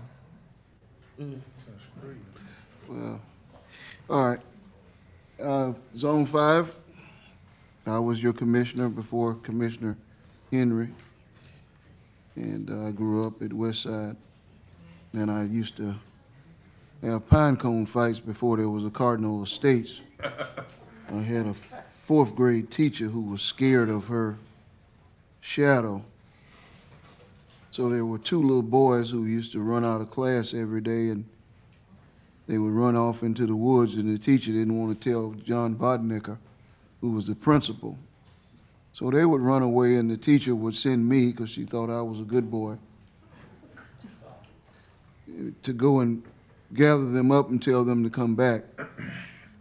I would gather them up and bring them back, and then finally, as they did that almost every day or so, I started to look at the clock, and around 9:30, 10 o'clock, I'd tell them look at them and say, it's time for you 2 to go run.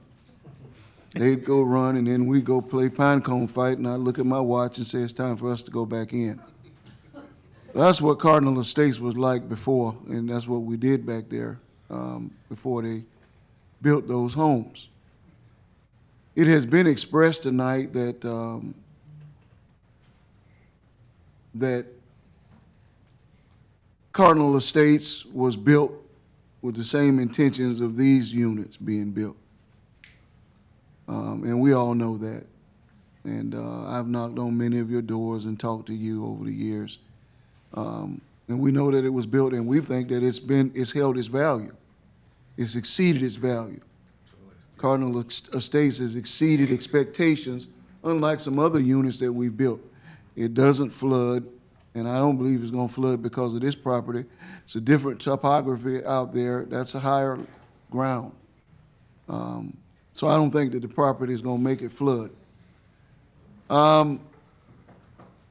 This commission has had one towering charge, and that towering charge is this issue. We don't have a bigger issue than this. Nothing's more important to us for the last 6, 7 years in building these types of units. And I have been the chief proponent of that. And I mean, you know, I know what it's like when people don't want certain things. But this is really not a type of development that we can rationally say no to. Not with good ration. It's either today or 2 or 3 weeks from now. It's just going to be a yes. If it was in my neighborhood, because I believe in it, I would say yes. And I'm not just going to lie to you. I don't care where it is in Daytona Beach. This is what we need. It's not going to cause your property values to be depreciated. It is a high quality, well-maintained facility that, frankly, if I could get 100 of them in Daytona Beach, that would be 5,500 units. I would sign off on it because I believe in this need, and I will leave the office as mayor fighting for, you know, this is the biggest issue for my generation. And while it pains me to stand in opposition of, you know, what's my community, essentially, or this group of individuals, I believe personally that it is what's best. This gentleman has worked with us for quite a while. This is not a new, you know, I think I've met with him 2, 3 times myself, and certainly met with his representatives many more times than that by conversation and by phone call. And some things are time sensitive because in order to get the best bang, not everybody's trying to build this. You know, we can't get folks that want to build this. They just want to cut down property and build out west because it's easy. We can't get these. So unfortunately, and I must commend your commissioner, because I think she's made a impassioned and accurate assessment and argument tonight. It's been an accurate argument based on, you know, who she represents. And I'll never forget the line, "I'm the mother duck of Zone 5." I'll never forget it.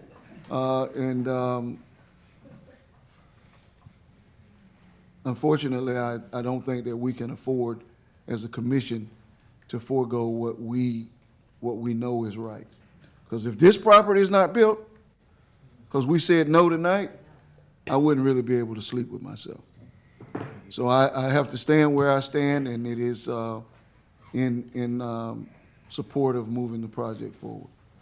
Do we have any other comments? Okay, we have a motion, we have a second. We'll take a roll call vote since it's been such an impassioned conversation. Commissioner Reed? Yes. Commissioner Paris? Yes. Commissioner Strickland, Yes. Commissioner May, Yes. Commissioner Cantu, Yes. Commissioner Henry, No. Mayor Derek L. Henry. Yes. Motion carries 6-1.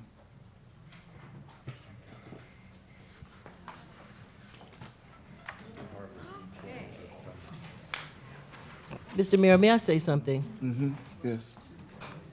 Because it pains me to vote against their desires as well. But I remember when Cardinal Estates was built. I went out there, saw those homes being built. And all we're asking is that the same compassion they had for building those homes for you all. When Burnett came up, she said she was a low-income housing recipient, right? That's what's going to happen with these seniors. Some of us are 62, but some of us are homeowners.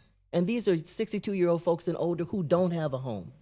And when you think about the fact that it's older people who are going to respect their property, this is the age group who were taught to take care of what God gave you. You're not going to have children running around. You're not going to have people speeding through with race cars and what have you. It's going to be a controlled community. And the fact that they've distanced it so far from your homes, that gives you a greater backyard because they're not going to use all that land. So all we're asking is that, in my mindset, is the same compassion that was given to you all so you could have a home. Let's consider the seniors that will be living there and the control that's going to come with them living there. That's all I'm asking. Okay. All right. All right. Thank you, Commissioner. Well said. Okay, we're going to move on to item number 10, which is introduction of ordinances. Item number 10A, I'm going to give a moment for everyone to vacate.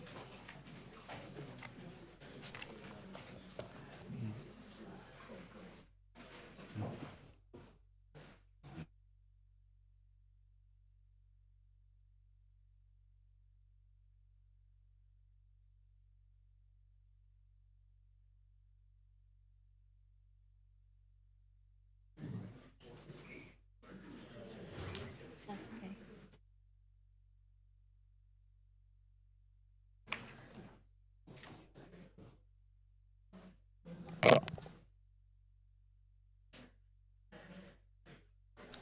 Okay, I'm going to go ahead and move ahead. Item 10A is City Manager's Office, Charter Amendments. This is an introduction of an ordinance on first reading. An ordinance of the City of Daytona Beach, Florida, submitting to the electors of Daytona Beach proposed amendments to the Charter of the City of Daytona Beach, proposing ballot titles, summaries, and text for the proposed amendments, providing direction to the city clerk, providing for codification and severability, providing for an effective date of the amendments if approved, and providing an effective date for this ordinance.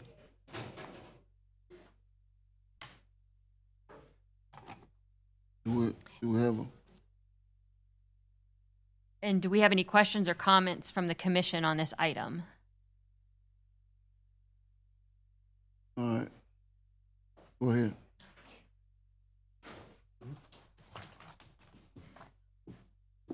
Okay, then we're gonna, the public hearing and final action will be August 7th.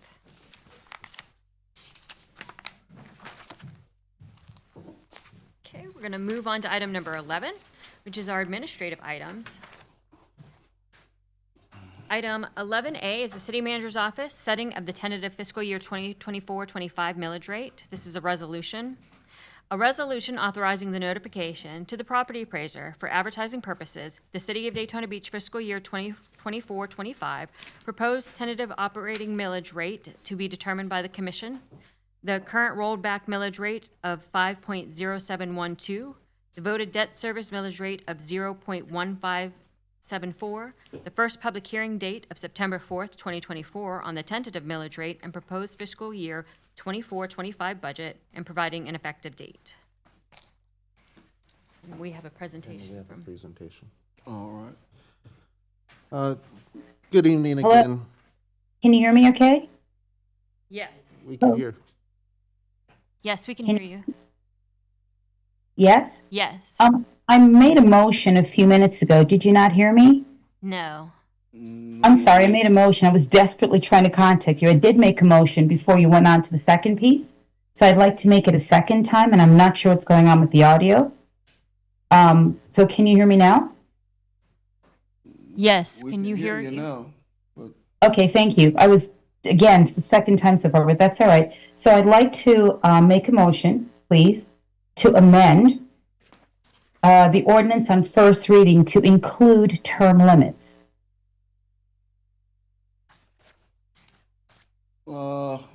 I don't know that you can make that motion in that way, and we have moved to the next item. Actually, one second, sir. I was actually trying to say this out loud while Letitia was reading and moved to the second one. So when I started this evening, we were having technical difficulties, which continued. So, Mr. Gross, is it possible for me to make that amendment?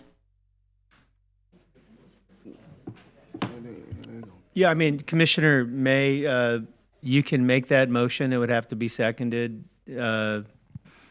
And then there would have to be discussion on, what exactly is being requested. Second.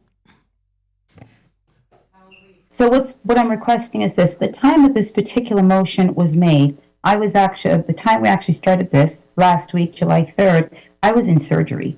There was no way that I could have been at the vote. My surgery completed at about 1 a.m. on July 3rd, and there was no way that I could have voted at this particular meeting, but this is an important vote, and we're only on first reading. So I do have a reason. I'm happy to provide documentation to that effect as well, which is why I'm home this evening also.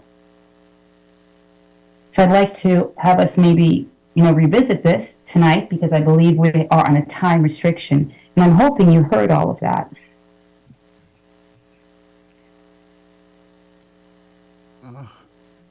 All right, we have a motion, we have a second, and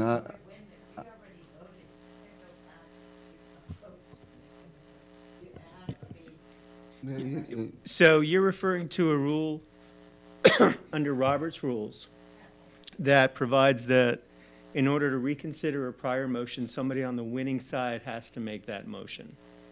And Commissioner May didn't participate in the vote, so if you followed the Roberts rule on that motion, which was to adopt only the 2 charter amendments, somebody who prevailed on that motion, i.e. the motion to adopt just the 2 amendments, would have to move to reconsider. That motion would have to be seconded. You would then have to reconsider. A couple of things. One, there is no express requirement in the charter or anywhere else that you, as a commission, comply with Robert's rules. 2, historically, the commission has followed the Robert's rules in terms of, reconsideration of these kinds of matters. And 3, normally under Robert's rules, when you do apply them, the motion to reconsider has to be at the same meeting. And I am unable to tell you, based on your historical practice, whether you've done that or instead allowed that motion to reconsider to be made at the meeting after. I don't know what your practice has been. But if you did decide to strictly comply with Robert's rules, then there wouldn't be a motion to reconsider at all tonight. If you think it's consistent with your past practice to allow that motion to be made the meeting afterward, then you're right, Commissioner May couldn't make that motion. It would have to be somebody who was on the winning side of the motion to approve the 2 charter amendments. Ms. LaMagda, do you remember what that vote was at the last meeting? Was that a unanimous vote to approve both of those amendments last meeting? Commissioner Paris said, I'm wondering if you voted no, but the other people who were physically present, I think, voted yes. There was a consensus of, yeah. Yes.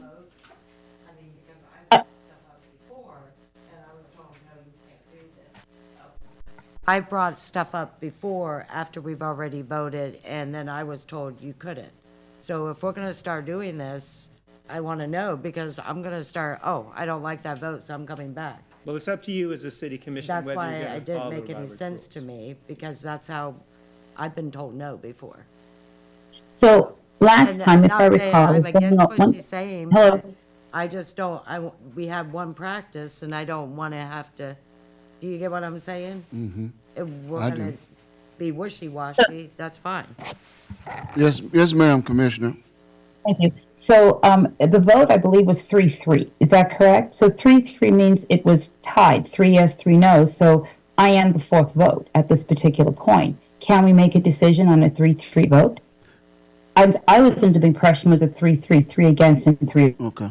That's not what's in question. What's in question is whether we can procedurally go back and whether that's a practice that we want to engage in. We voted to approve 2 amendments and essentially voted to eliminate the others.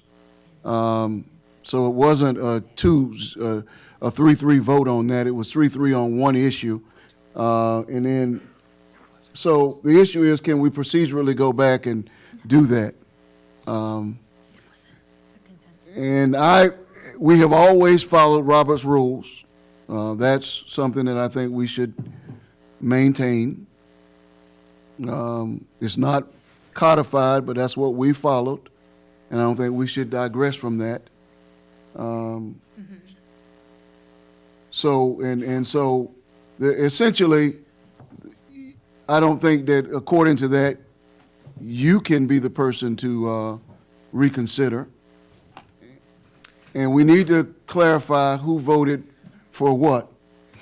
So, Mayor, I was talking with Ms. LaMagna in a sidebar while you were discussing. There was a 3-3 vote as to whether to include this particular amendment being the charter limit amendment. A 3-3 vote fails. The prevailing side on that vote would have been the people who voted no on that charter amendment. If you, as a body, want to continue your practice of following Robert's rules, it would have to be somebody who voted no to that amendment who would bring that up for reconsideration. And that's what I thought.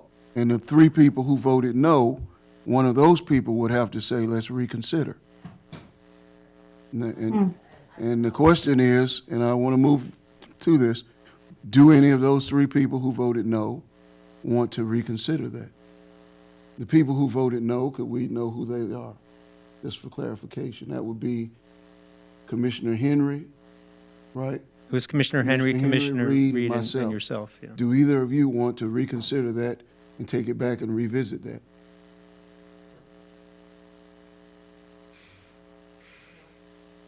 And neither do I. So to me, it fails. All right, move on. Well, I don't want to move on. I just want, I do. I don't want to go back. Just for a second. I was in favor for that, but the only reason I'm bringing this up because I've had other votes that I wanted to change, and actually after I made and I was told I couldn't because of Robert's rules. So I just want to make sure everyone is up here on the same page. Okay. If I can, we've not adopted as a policy matter that we're going to follow Robert's rules.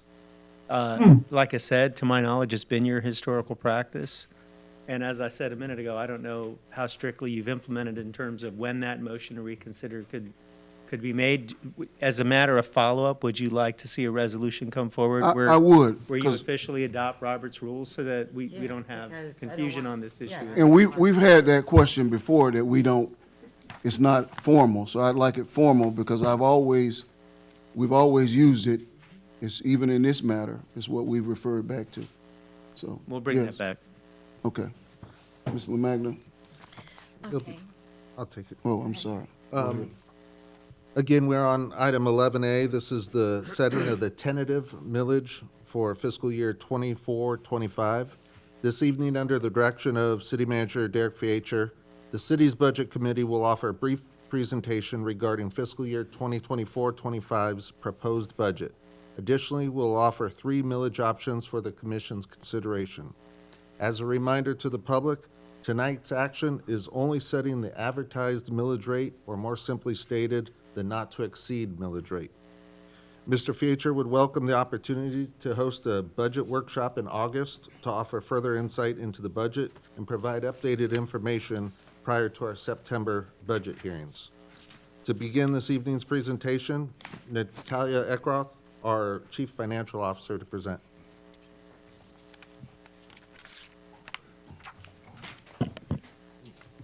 Good evening, Mayor, Commissioners. Natalia Ekros, CFO City of Daytona Beach.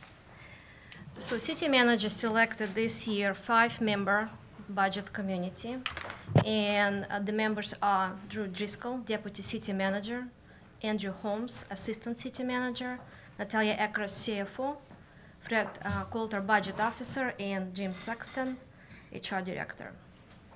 So this slide shows really brief overview our numbers. Budget presented to you tonight is on current millage rate, which is 5.43. And that millage rate we have for the last 3 years. And I'm sorry, let me just interrupt you for one. For the record, you guys, you do have a copy of this handout on the dais. Great.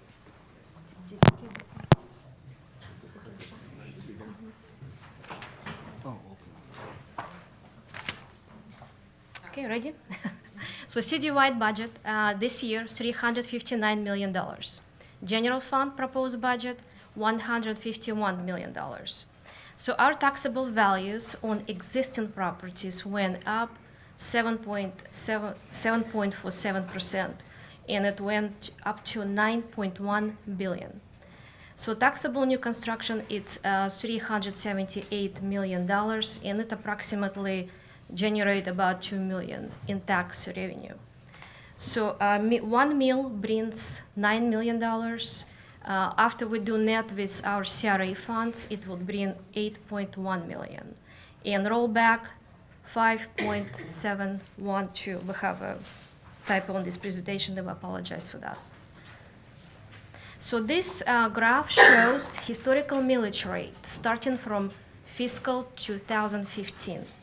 And as you see, historically, we really were decreasing from 6.9 to 5.43. So basically, all these years, we gradually went down. So, and we thought that would be a nice graph to represent how city was voting last 11 years.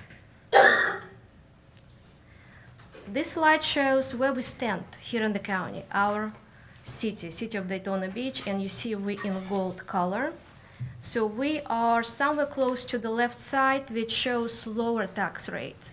So if you see, so we have 5 cities that below us in tax rate and 9 that above. So we really standing as very conservative in our numbers. Taxable property values, no surprise here. We know our values goes up continually, constantly, and it shows again, so existing, as I pointed earlier, $9.1 billion, and the blue on the top, it shows new construction, $378 million. So that shows property class, where we are, and I would say we should be proud. We highest for the commercial segment, which we're at 34%, we're highest among municipalities in Volusia County. So we're very well diversified, if you look at that pie chart. So revenues citywide. So that shows all our revenues, again, on proposed budget at $359 million. It shows where we stand. Charges for services, the highest, 45%, and it's mostly attributable to our water and sewer, stormwater fund, and solid waste. Next is property taxes, 14%. This year, we budgeted $49 million. So next big segment, transfers in, it's really in and out, still 18%. Other taxes would be next segment, and other taxes, it would be utility taxes on electric, water, natural gas. So those taxes bring approximately, I don't know, $15 million, don't remember. So, but you see the chart, so we're going to next one. So that shows general fund revenues, and I will spend a little bit more time here. So as you see, our property taxes, the highest segment, 32%, but it's still not enough. I came from the city, we were at 50%. So we basically, so that would be, again, as I said, $49 million. Transfers in 16%, it's very high. So our general fund takes a lot of transfers from other funds, such as, again, water and sewer, stormwater, and solid waste. And that around $24 million this year in this proposed budget. It's something we need to really working on lower that particular segment, because general fund have to be more sustainable on its own without relying on other funds. So next segment would be biggest one. Other taxes, again, as I mentioned, same utilities, electricity, water, natural gas. So that shows expenditures, general fund only. As you see, the biggest one is police department. It's 42%. In dollars, this year we have about $50 million. So basically, if you do the math, ad valorem does not cover just police alone. And we also have fire department, which is 16%. Typically, you probably should at least, your ad valorem should cover at least public safety. I would think it's a good point to be. So public works about, I want to say, 40 million this year. I don't remember by numbers, I have written down. But again, the main point here, ad valorem does not cover public safety. It's something we also should really pay attention to. And this is a homestead exemption. So our homestead count, according to Property Appraisal Office, 14,192. So current homestead exemption, it's about $50,000. And I'll look at the numbers today. I think it's about $600 million. That's taxable value that we really exempt from calculation. And it comes down to $3.49 million in tax revenue we do not receive. How much did you say? $600 million. I can give you printout, Commissioner Cantu. So, and current exemption for seniors, again, up to 50,000. My understanding, we're one of the most generous cities. It doesn't have to be 50, it's up to, according to the legislature's Florida statute, and we really give maximum exemption, unlike some cities around, but I don't have all information on that. So, and that in tax dollars would be $247,000. So, and next presenter would be HR Director, Jim Sexton.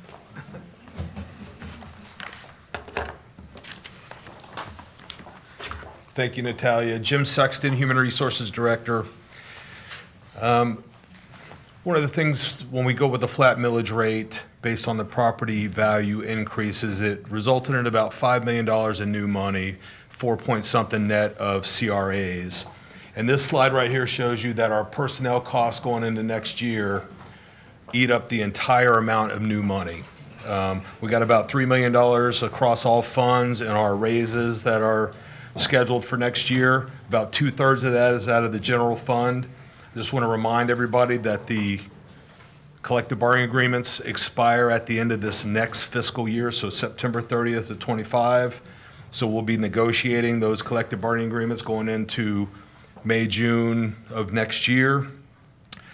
The other big personnel cost this year was a $1.3 million increase in the police and fire pension contribution.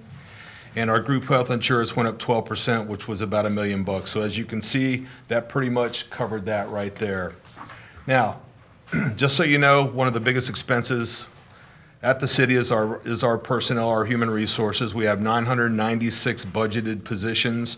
981 of those are full-time, 15 are part-time. During this budget year, our departments turned in a request for 31 new positions. Finance was looking for a buyer, police was looking for a latent print examiner and a crime scene tech and a supervisor within property and evidence. Public Works was looking to add a deputy director, several maintenance workers, irrigation techs, an electrician, a couple traffic technicians. Utilities was looking to add a chief resiliency officer and a plan review tech person. And the fire department was looking to add 6 firefighter medics, 1 fire inspector, a community paramedicine officer, and a GIS specialist.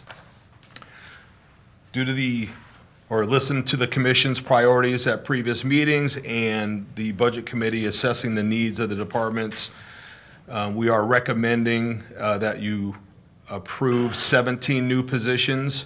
Those are listed there. The commission recommended ones. The city auditor is in there. A staff analyst for the city auditor's office is in there. 6 police officer positions, 1 code enforcement officer, and 3 firefighter paramedics.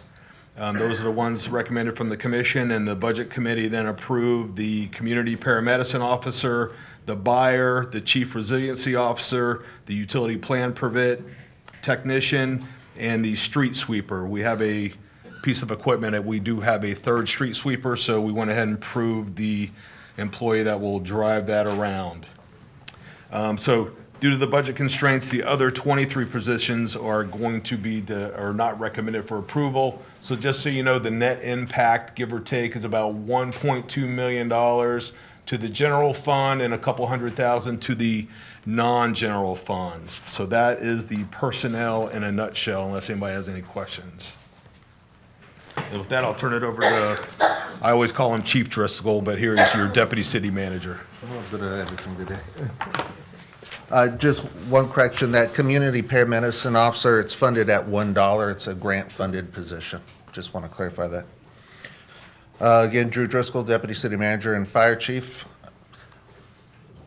When we're going into the budget presentation, we're not only looking at this year's needs, but of course forecasting for our future needs, understanding the growth that's been occurring in the city. So we also look at from a legislative front, what do we see on the horizon? Well, this year, House Joint Resolution 7017 was passed and signed by the governor and will go to referendum this November, which creates a CPI adjustment to the $25,000 portion of the homestead exemption. Currently, on average, the CPI has been 3%, looking at a 10-year study, though this is created based on 1967 to current study.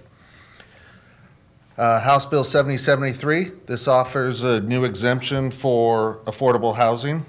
As you know, you build affordable housing, that portion of the housing dedicated to affordable housing, in addition to the common areas, the parking lot, things along those lines that cater to those affordable units, those could be exempt from tax.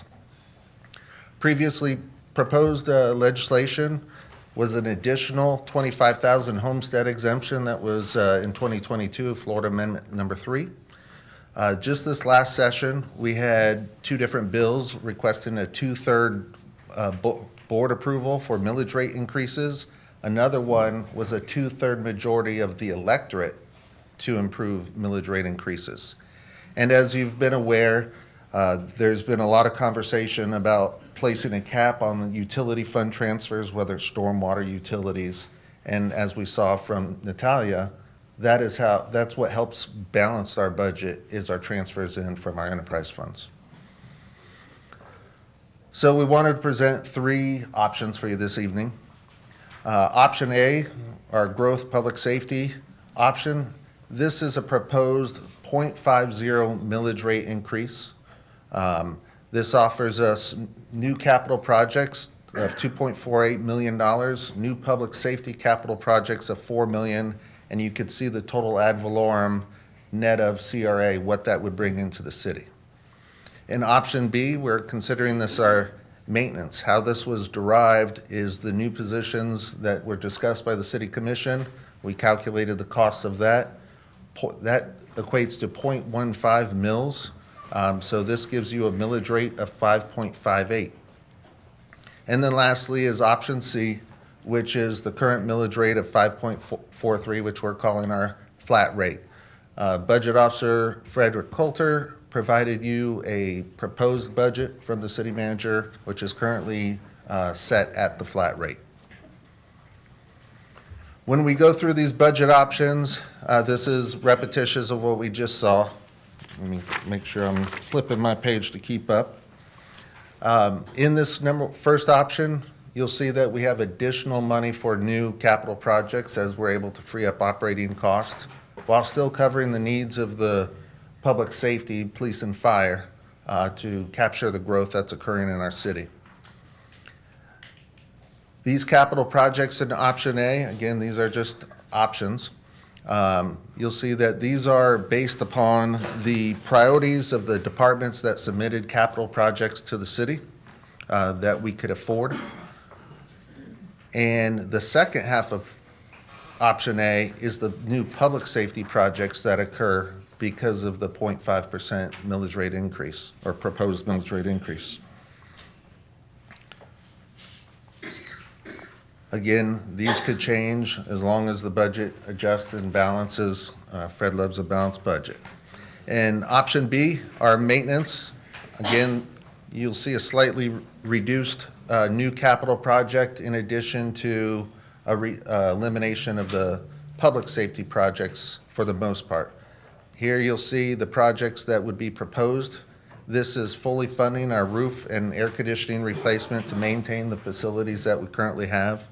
This funds police vehicle replacement, cybersecurity, IT backup, and a reduced number for the playground fall protection. Last is option C, as is presented to you in the proposed budget, is $1.08 million in new capital projects. When I show you this, this is the roof, air conditioning, and police vehicles partially funded. Mayor, just so you know, you don't see the streets in there because we're told it's a standard. It's already in there. So I didn't want anyone scared because we need our roads. But this is the partially funded option, and it equates to what Jim was speaking about. Even the new gains we've had from the property value, the taxable value increases, that's been consumed by wage increases, pension increases, and of course, the generosity of the city to shoulder the increased cost of health care. On this, well, who are we talking about? So going through the property appraiser data, we took a homesteaded property in our city and pulled the median property. So there's half above, half below. And that just value was $247,197. And after the qualifying homestead exemptions, that gives a taxable value of $100,001. I love that because it makes my math easy, even though Fred did this for us. So thanks, Fred. I highlighted here in our, again, Daytona Beach, depending what millage rate we choose, if we're selecting the flat millage rate, that's 23% of your overall property tax bill. And that's important for our residents to understand that for 23% of your tax bill, we're providing parks, roads, police, fire, leisure services, everything that goes along with running a city. Here you'll see the impacts at, let's say, 5.93. That would cost this taxpayer $593, which is $50 greater than the flat rate of $543. Or if we chose the middle rate, that is $15 above flat, is the impact that our taxpayer sees. Of course, what we can't equate for is the 3% Save Our Homes, where the millage rate can't go, or the impact of their tax rate can't go up greater than 3%, or whatever other homestead exemptions they choose or are eligible for. Again, these are the options that we've presented. They're only your budget committee's options. The option is completely up to you, how you choose to go. You don't like these numbers, they could be the whatever numbers you choose of. However, for this evening, here's the calendar in front of you. This evening, again, we are just setting the tentative millage rate for advertising purposes. This is our not to exceed rate. The good news there is if we optionally, this board decided to set it at 5.93, and during our budget hearings or budget workshop, you had directed the commission and staff to change, we have that ability. We do not have the ability to increase after this evening without a lot of hardship. As you'll see, as I mentioned earlier in the meeting, we're hoping to schedule a workshop for you in mid to late August to further dive into the budgeting process and also look at what's on the horizon and how they match up with the City Commission priorities. In September on the 4th and then the 18th, we have our first and second budget hearings where we'll formally set the budget for the City of Daytona Beach. And at this time, are there any questions for your Budget Committee?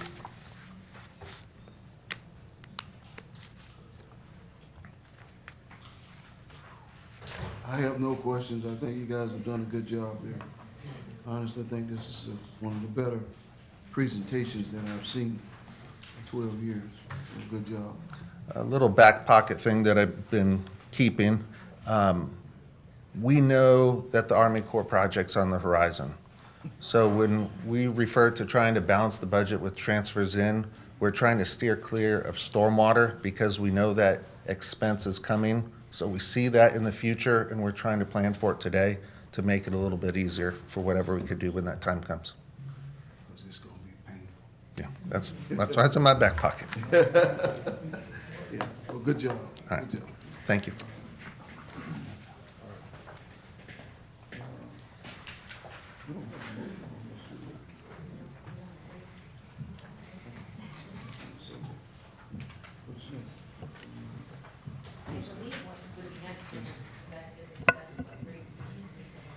Oh, we need to give you a rate tonight? Yes. Just- For all right. for advertising. Well, just not to exceed A. Right. A without doubt. Right? Right, but we can always go. We can always go lower and go to 5.90 or something. So what you'd be, This year. I'm sorry, Mayor, what you'd be setting is the proposed tentative operating millage rate. Yes. So can I get a motion? Not to exceed 5.93. Right, not to exceed 5.93. Second. All right, we have a motion, we have a second. And I'm sorry, that was 5.93? Oh, Option A. Oh, option A. 9.93.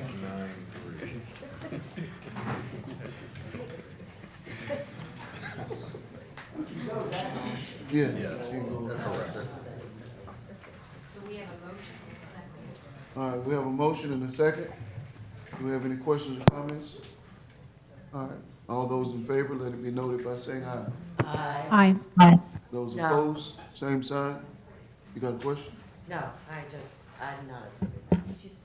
You're not approving, so you said no? No. Okay, no. Once, motion carries, 6-1. We're going to move on to item 11B, which is Economic Development Oktoberfest 2024 Private Property Resolution. Thank you. A resolution approving with conditions the Oktoberfest 2024 master plan for outside activities on private property and authorizing outside activities during Oktoberfest October 17th through October 20th, 2024 pursuant to City Land Development Code Section 5.4.c.11, temporary outside activities associated with the festival, establishing conditions for all approved applications and uses, and providing an effective date. So moved. Second. We have a motion and a second. Motion by Commissioner Reed, second by Commissioner Cantu. Go ahead. Do you want to take a presentation first or the speakers? We'll listen to the presentation. Good evening, Rose Askew, Project Manager for Economic Development and Strategic Opportunities. This is the Oktoberfest 2024 application draft plan for private property. This year for Oktoberfest, this was our first application process where everything was electronic. Our IT department, we worked with our IT department and we created an electronic process where all applications were submitted online. We held workshops for training.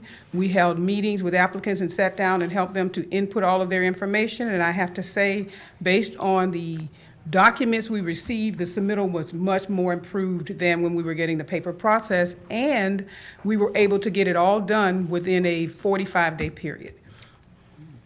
So what you all have before you, the Oktoberfest Review Committee has approved the applications with conditions for the applications that came in for the undeveloped properties that we use for temporary parking. and we have a couple that we typically use for vending. And so because they don't have business licenses, they have to get special approval from you all, which is a part of this agenda item. We have one property, 316 Main Street, that has not submitted the authorization from the owner to be able to participate. We've sent them multiple notices. We've had multiple conversations. So tonight, we would have to recommend denial for this one, and they would have to go to the special magistrate to get approval because we cannot sign off on it without approval from the owner. Does anyone have any questions? Yeah, whose property is it? Federally, it's Main Street Station. It's Main Street Station. I've got the documents here that show where we've emailed her multiple times, we've had multiple conversations with her, and as of today, we still have not received it. Don't we have record of that? Each time you have to get approval for each event. It requires that each time you do an authorization of owner from the owner, because we have had some owners who have chosen to change their mind and not participate. And so for each event, you have to submit the authorization from the owner that says, yes, I want to participate in this event. Okay. So when they blow up the internet and say we didn't do something for Main Street Station, I've been hearing that for 12 years, every year when something happens. But anyway, I digress. So she did submit her ownership. What she did is she gave us an ownership from 2019. I don't know why. She just did, and so we've been contacting her numerous times on the phone, and I've got copies of the emails we sent requesting it.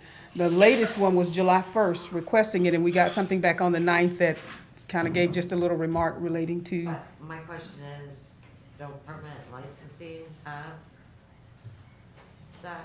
No, ma'am.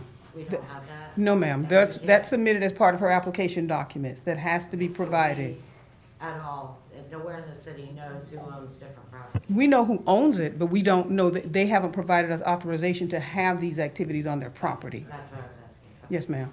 Who owns it? Her father owns it. We don't know why he hasn't submitted it this time. He won't. We don't know. We've tried. We've spoken with her multiple times. We've spoken with her representatives multiple times, and for some reason, they won't submit it this time. Her father's there every night. It's in the same place. I mean, I know, I mean, but. Are we splitting hairs here or what?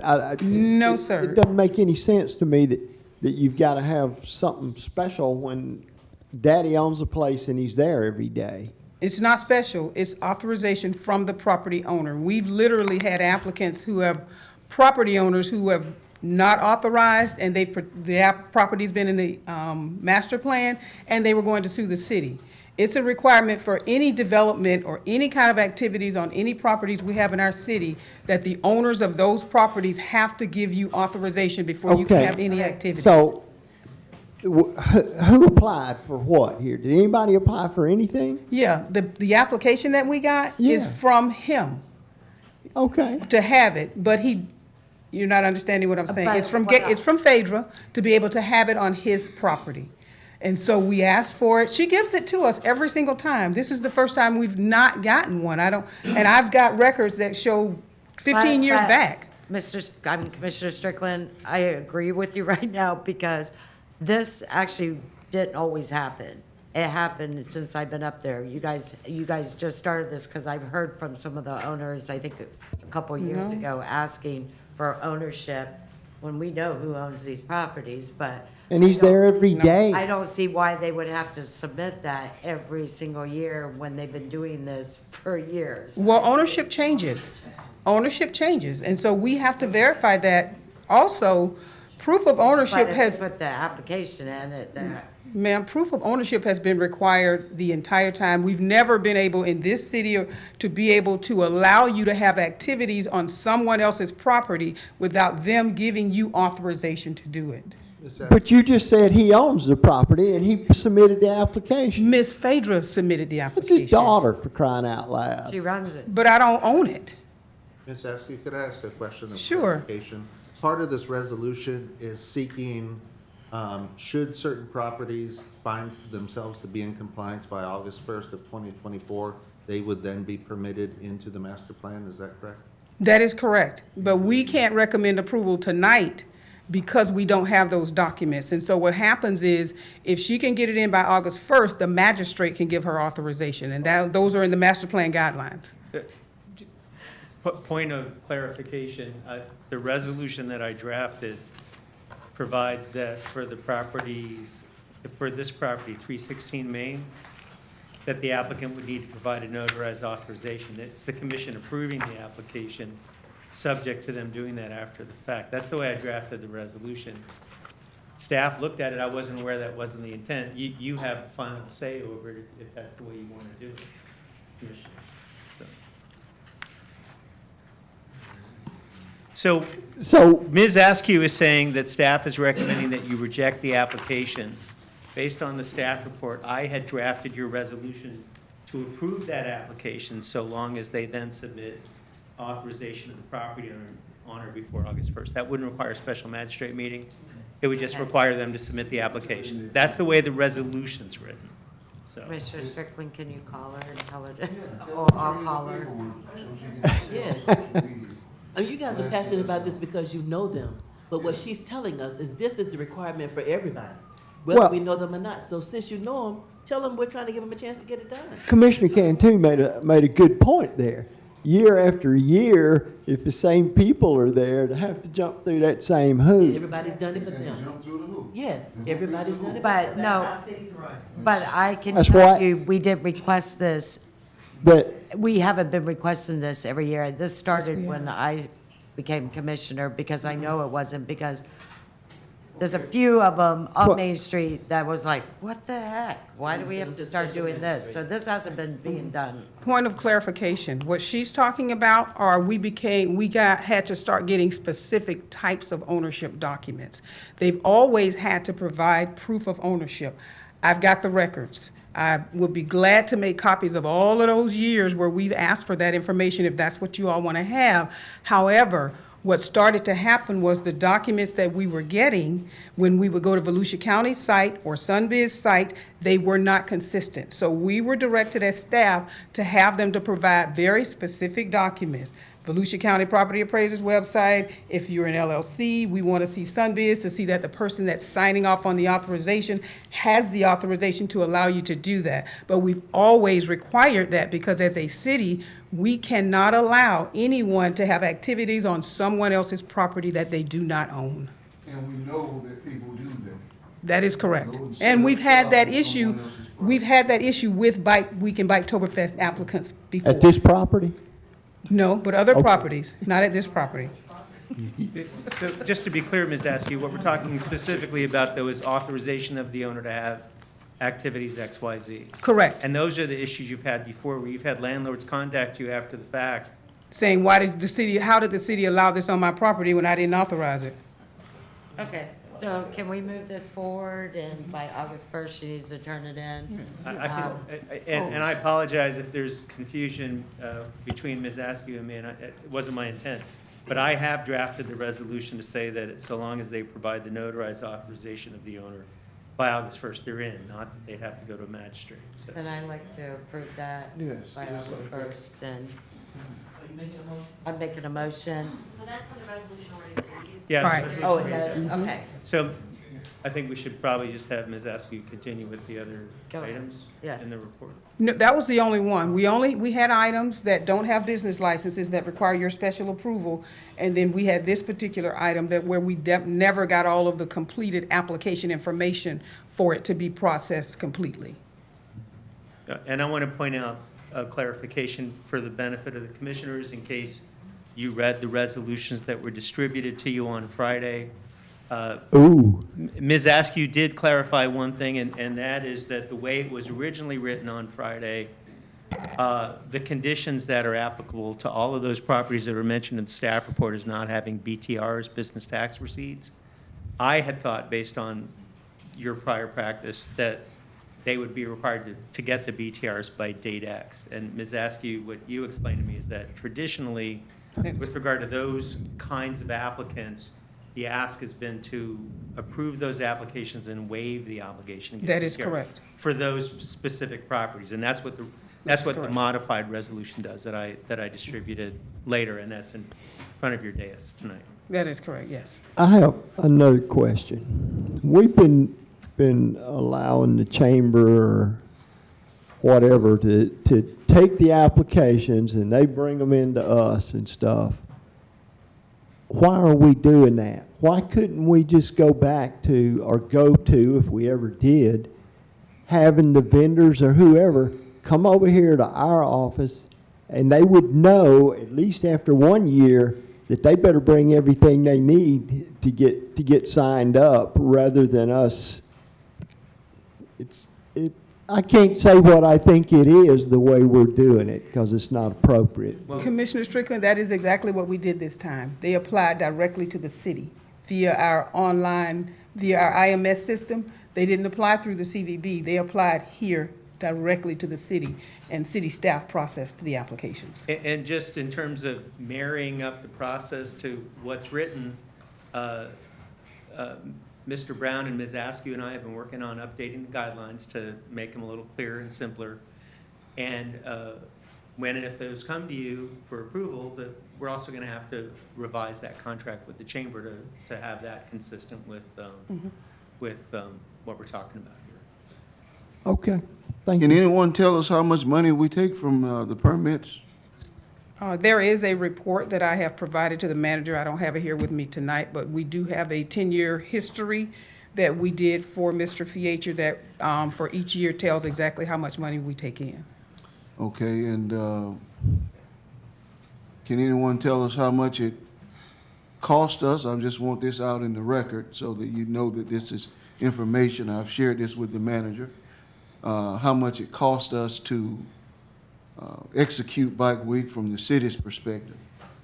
I want to know how much it costs for us to provide police, provide fire, provide setup, all the things that it costs us to run it, and then we're going to know how much we expend to how much we receive and take in, because people are under the impression that we are making a mint off Bike Week, and I don't think that's the case.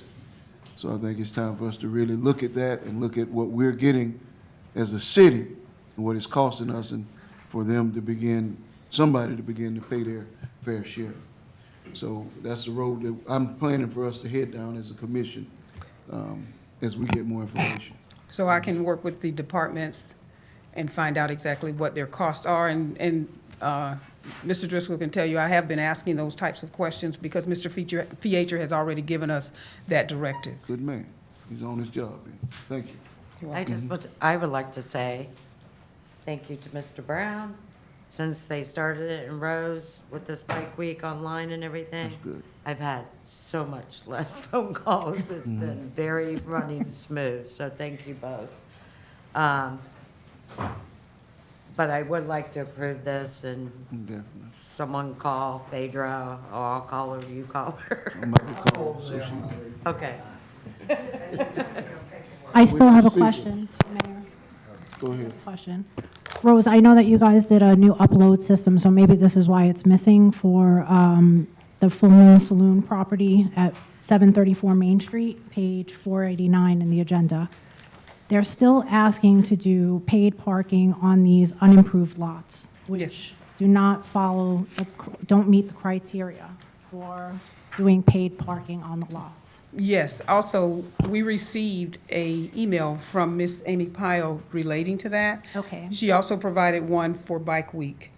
Following up on the legal department's email that they sent out on March 7th, those parking lots are considered a legal non-conforming parking lot, meaning they are a parking lot that has been operated in for years. I have here tonight, I brought, in case anyone had questions, master plan applications all the way back to 2006 that show all 6 of those properties have been being used for paid parking for Bike Week and for other activities. A legal non-conforming property is a property that is in operation prior to the current guidelines. And our Land Development Code in Article 8 states for non-conforming uses, they can continue to operate unless they cease to exist. You can only require them to come into compliance if they start doing renovations up to a certain percentage of the value of the structure that you're building. Other than that, they can continue to operate exactly as they are, with the understanding that if they have any code violations, they do have to bring those into compliance. When we went through and did our evaluations, code enforcement found no code violations on those properties. So as it stands right now, as long as they continue to operate that way, they are allowed to stay. They do have to get a parking permit for each event, though. They are going to be required to get one. Also, on the previous applications, none of the parcel ID numbers were listed. So we started, when we reviewed it and this first came up, we started requiring them to list those 6 parcel ID numbers to make sure they do not expand that parking lot to start including additional parcels other than what has been used in previous years. So is there some reason they didn't provide a map of the parking? I worked with them and created a map that I have here tonight, but all of the previous applications that this commission has been approving since 2006 forward never had a map of the parking. So we are now requiring them to have a map, and I worked with them and I've created a map that shows all 6 of those parcels and how they are contiguous to the Full Moon Saloon that they use for parking for Bike Week, Biketoberfest, and any other events that they have on that street that they participate in.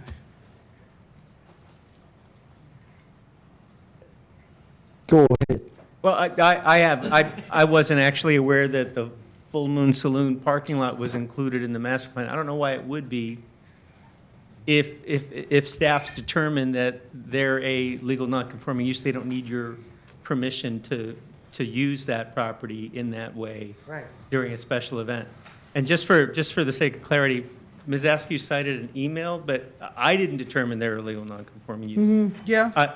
I got the email. Staff factually determined it was a legal non-conforming use. Okay. And what I determined, or did, I just referenced the code allows legal non-conforming uses to continue. So do you have a copy of the email? I'd love to see it. Yeah, because that's not a determination that's for me to make. That's a factual question. Yeah. I have a question. Yeah. If you've got a parking lot that you're using temporarily during special events, is that considered part of your business, even if you don't use it the rest of the year? Or is it like brick and mortar, if you're non-conforming use and you're closed for 90 days, then you're done? So what I'm saying is, if they don't use that parking lot for 90 days, if that's not tied with the business itself. The Land Development Code provides that if you discontinue the use for 90 days or more consecutive, then you lose the non-conforming status. What I'm saying is the parking lot, is that considered, the full moon's open all year. Right. But what I'm saying is, if they don't use the parking lot for 90 days for paid parking, special parking, does that? The Land Development Code isn't concerned with whether it's a paid parking lot, it's just concerned with whether it's a public parking lot. So whether it's paid or not, if it's not used for parking for 90 days or more, the Land Development Code provides that the use ceases. Now, the Land Development Code uses the term discontinue. However, the courts say, and we've actually been subjected to these rulings before, it has to be a voluntary discontinuance. If somebody discontinued the use, say, for example, because they were going through bankruptcy or being forced into bankruptcy, we wouldn't be able to count that time. I can't tell you factually whether that discontinuations happen or not. That's a factual determination. And if that's the case, then the use ends. I also can't tell you how staff would normally determine that for other uses. But Ms. Askew or somebody from planning or code enforcement might be able to do that. But it's an evidentiary issue. It's a factual issue. The memo that Rose is referring to, by the way, is a memo that I wrote to Commissioner Parris explaining what the significance is of a property being deemed to be a non-conforming use. So, which is what I told you, the use, and what Ms. Askew said. The use can continue until it ceases for 90 days or more. The trick is to get the 90 days 24/7. But they do use the parking throughout the year for other events and stuff, so they have not discontinued the use. They don't just use it for Bike Week and Biketoberfest. When we have other activities and events and stuff on Main Street, people park there.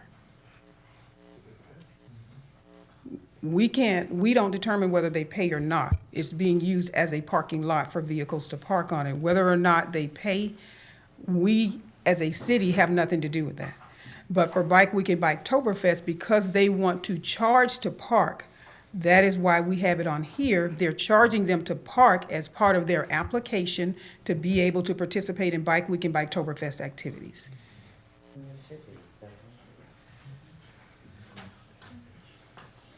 All right.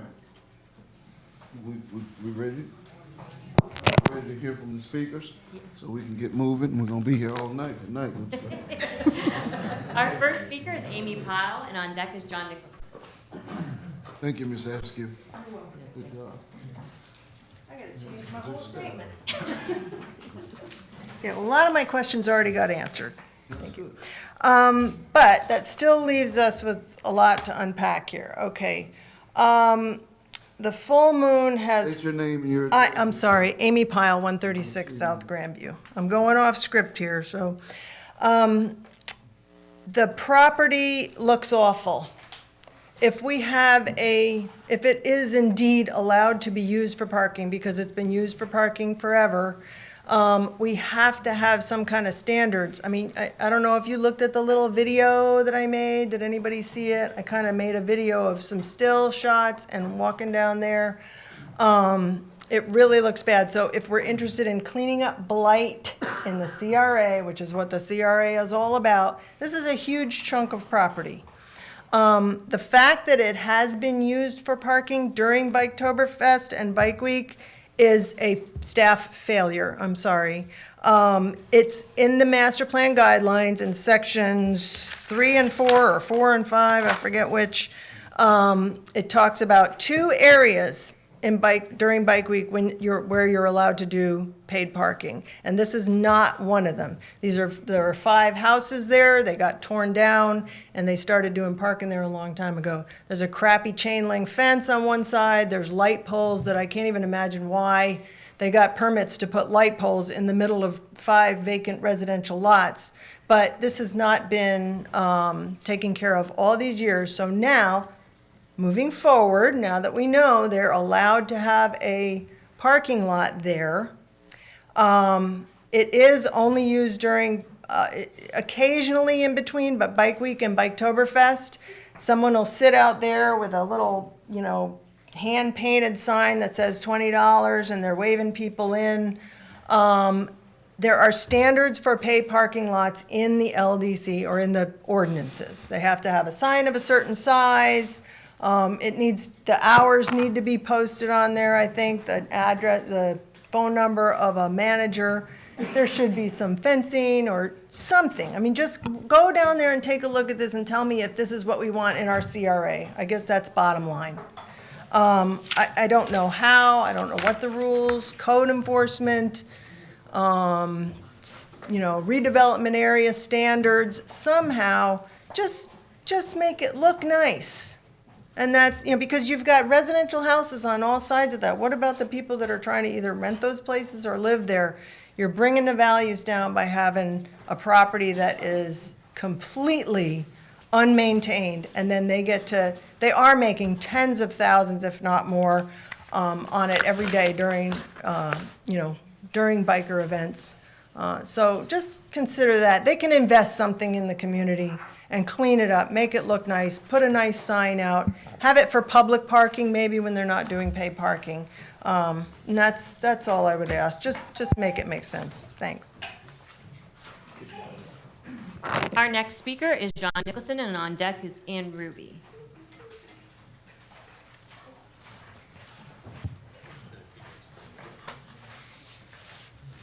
John Nicholson, 413 North Grandview Avenue. 39 years ago, when I looked at this lot, it looks exactly the same. The house has been gone for 39 years. All right, they've been parking on it for 39 years. About 25 years ago, we wanted to widen auditorium. Teresa Doan, who used to own this lot, owned lots on Auditorium and Peninsula. She was parking there.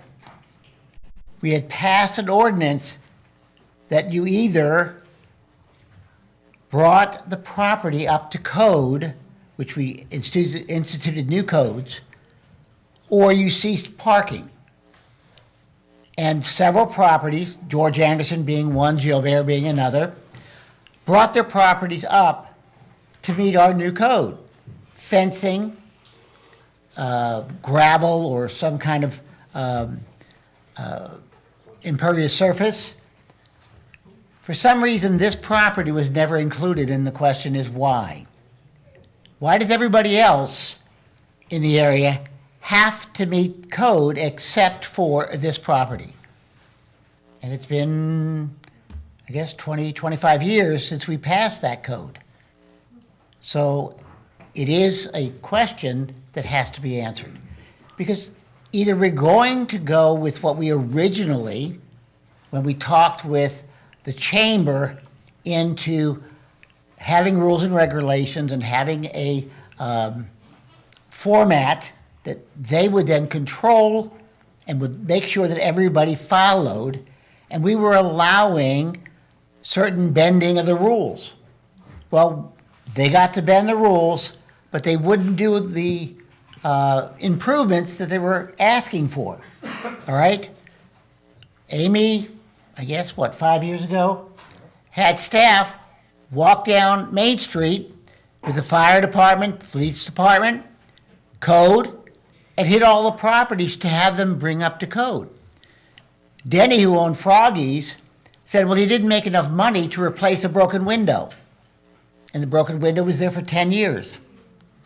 We're talking $4 or $5 for a piece of glass. He was making millions. These property owners are making sufficient funds to improve their properties, not only to maintain them, which the original reason for Bike Week was so that they could afford to stay in business. They're more than staying in business. They're making a tremendous profit. They should maintain their properties. It's a win-win for them, and it's a win-win for the city to have Bike Week. They just have to do what they have to do. Thank you. Our next speaker is Ann Ruby. Ann Ruby, 137 Park Avenue. I kind of want to go back to last meeting when Amy requested, and I followed up with it on the same request. We need to have clear standards in one spot in the LDC for what a paid parking lot is required to look like and what any parking lot, whether it's paid or not, is required to look like. There needs to be one spot for the standards, not section here and then section there and then section there. I think that's as important, especially in the CRAs, as the Bike Week Master Plan revamping. Getting the clear guidelines on parking lot standards and vacant lots being used as parking. You know, this non-conforming use thing, you've got those other lots up on, is it Peninsula by the Boot Hill Saloon? They're doing all kinds of non-conforming use there that they've been doing for years too. This is going to be an expansive problem. But if they're going to get granted the privilege, which it really is, they're essentially squatting. If they're going to get the privilege of being a non-conforming use parking lot, then we should set clear standards for what that non-conforming parking lot and any parking lot needs to look like, especially in the CRAs. You cannot just let these lots sit vacant and rumbly and awful looking and expect anything to change. So I think it's really imperative that you set clear guidelines in one spot for paid parking lots, also for parking lots on just vacant lots, turning vacant lots into parking lots on grass. So how are those going to be governed? What is that going to look like? It needs to be clearly defined. And then when it is a non-conforming use, they need to be held to the standard that they are now claiming they own. Thank you. Thank you. That was my final speaker. Before I relinquish to the commission, I don't think anything has frustrated me over the last 12 years more than Main Street, more than parking, more than non-conforming lots. Sometimes I think I understand it, and then all of a sudden, I just get a headache. But at some point in time, something has to change. And I just want to ask you all, when are we going to do something that makes them do something?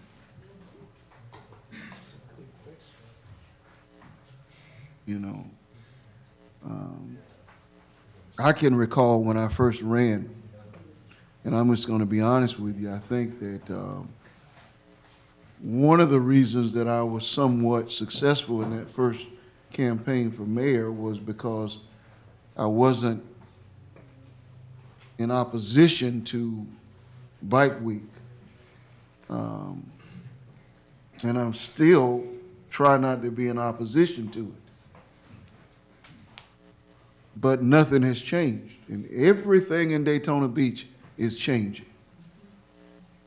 There is no part of our community that we can say that is not changing.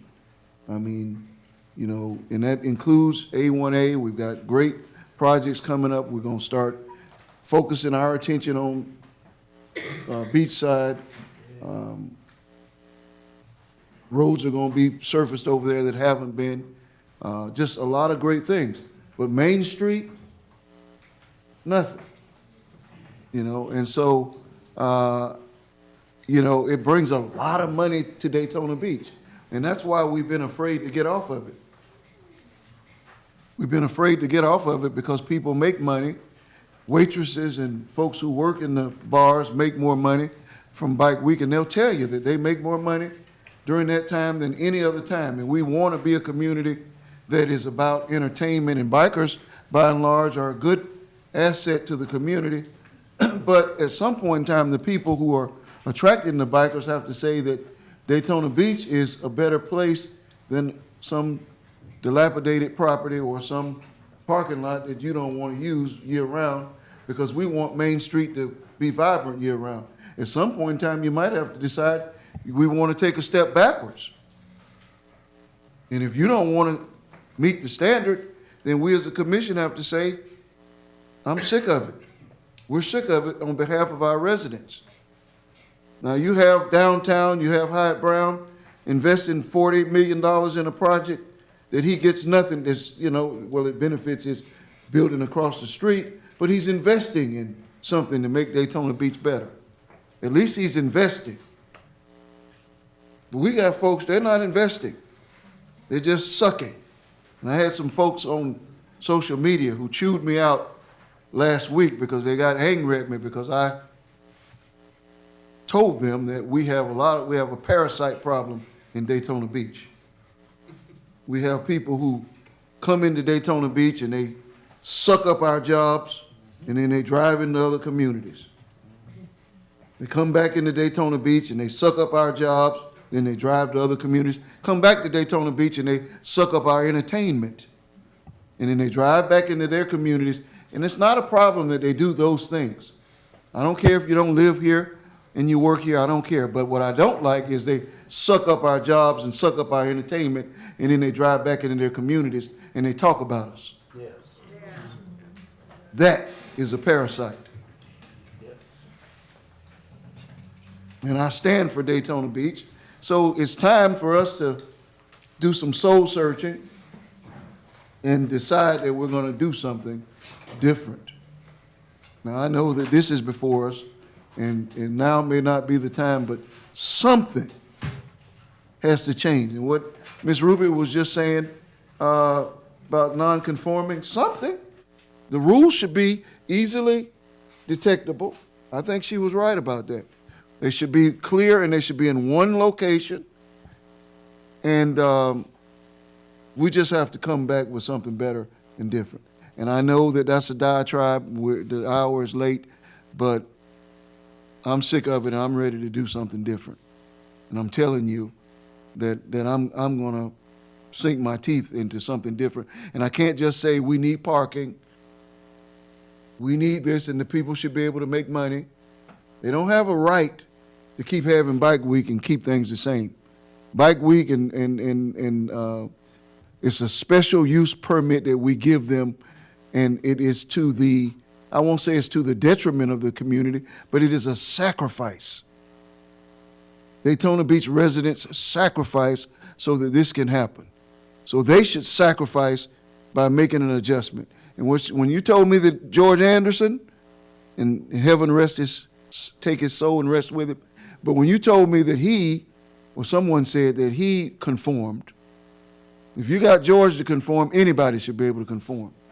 And that's not a knock on George. He was a shrewd and sharp businessman, but if he conformed, then anybody else can conform. Okay. Do we have a, where are we? We have a motion. I know I'm. We do have a motion. In a second. Do we have any other questions from the commission? Okay. So I'm sinking my teeth into this one, and I'm ready. And we need to say that this is a part of our beach. We want to fix beachside. Mm-hmm. We all have said we want to invest more money, but we need to work on fixing this. Okay, we have a motion, we have a second. I have a comment. And you have a comment. So Yes, if it's ma'am. too late for us to do something now, and sinking our teeth in it, I think we should start preparing to be prepared for Bike Week and let them know what we expect of them then.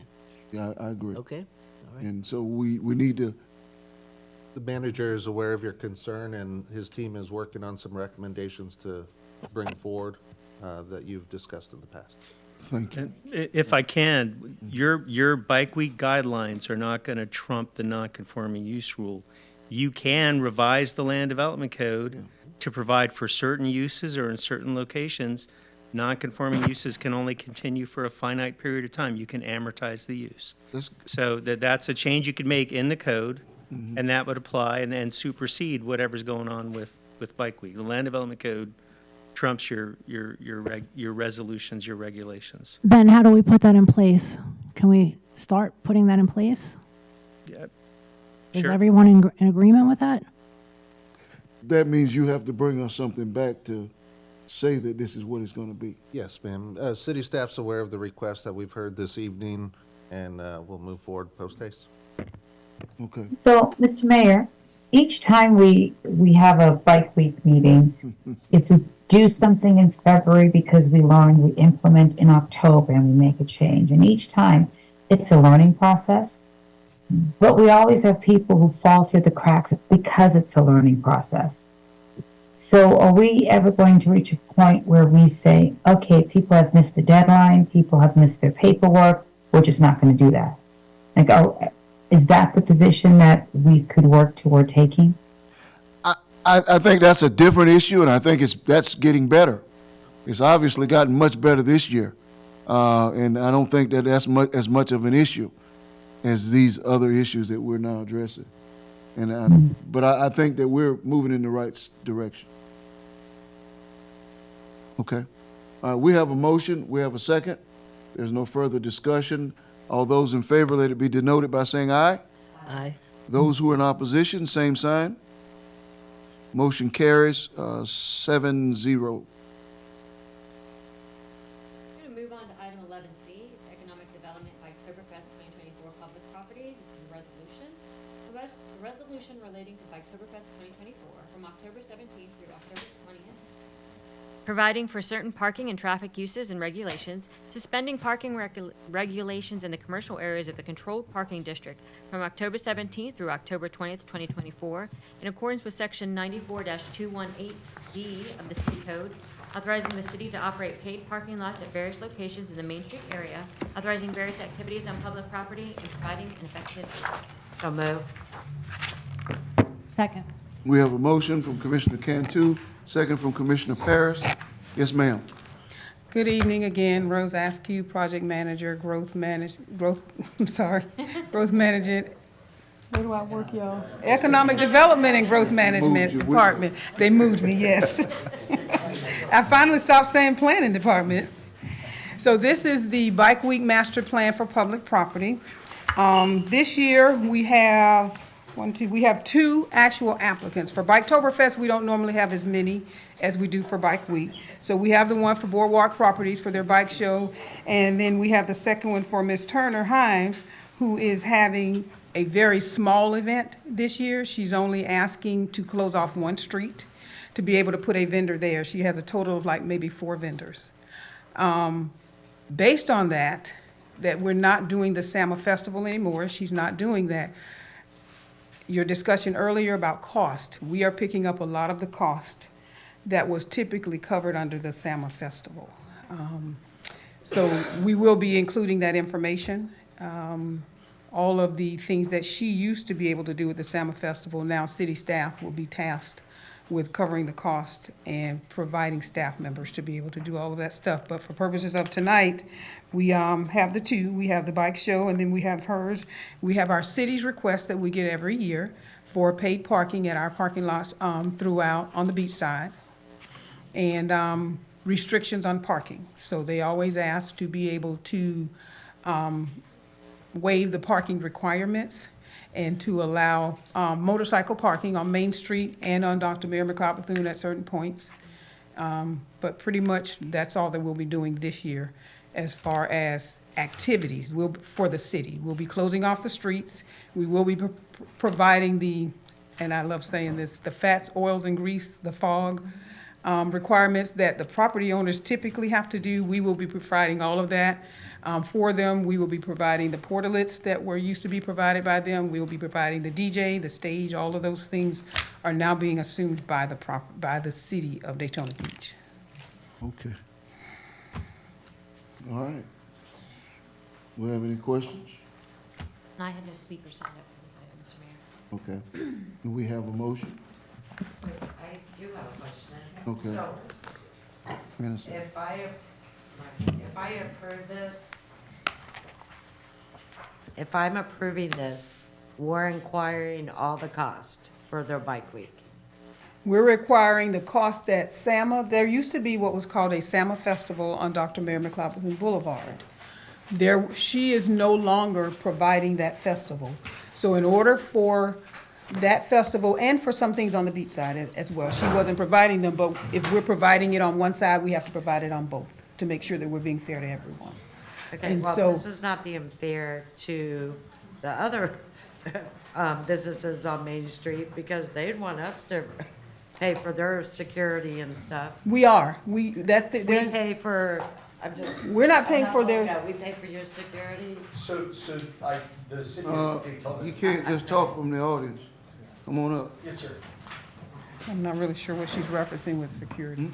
He's what? I'm not sure what she's referencing with security. I'm not quite sure, but my name's Tom Caffrey, 816 Main Street, world's most famous brewery. I do know that the city provides all the resources and police control on the city during that, and none of the business owners are responsible Right. for Bike Week and Biketoberfest in particular. Okay, and the porta potties you were saying? Right, for on Dr. Mary McLeod Bethune Boulevard, the SAMA Festival used to provide the portalets for patrons. The city, our Parks and Rec Department will now be providing those. Applicants who are required to have the containers for cooking, for fats, oils, and grease disposal, all of those things, is it Public Works Department? Utilities, yeah, utilities we met, they will be providing those types of things, but they'll also be providing them on the beach side as well. We're not just doing it for one side. If we're picking it up, we're picking it up for the entire And this event, is not just. something we do for everyone all the time. No, ma'am, it's not. It's because for Bike Week of this year and last year, we've had issues with participants leaving oil, grease over our sidewalks, on the streets, everywhere. And our city staff ends up, after the event, having to go clean it up anyway. Okay. So in order to eliminate that issue, we will be providing that service. Thank you. You're welcome. Well, I just want you to know that this is another reason, because we're saying what I'm saying, which is, this ain't cheap. I agree. Okay. All right. Mayor, Thank you. You're welcome. Rose, one second. Where does it say in the backup, though, that this is going to be happening? That's not something. How are we made aware of this so we can make a decision on things like this? Well, it's part of what was determined to resolve the issue. For Bike Week, we had multiple complaints regarding the condition that our sidewalks in our city was left in. And so we met with Mr. Fletcher, and we had I'm sorry, not we, because I didn't go out there. City staff had to go out and clean it up. And this has been happening more so, it's been getting worse after each event. And so, This is a staff response. Correct. To a city problem. To a city It's not- issue. Doesn't require us to do anything. They just doing what they need to do. right, it's not anything that has to be voted on. It's, we have to go out anyway and clean it up, period, because we can't just leave the streets. So are we charging for this? You're saying no or not? Already said no.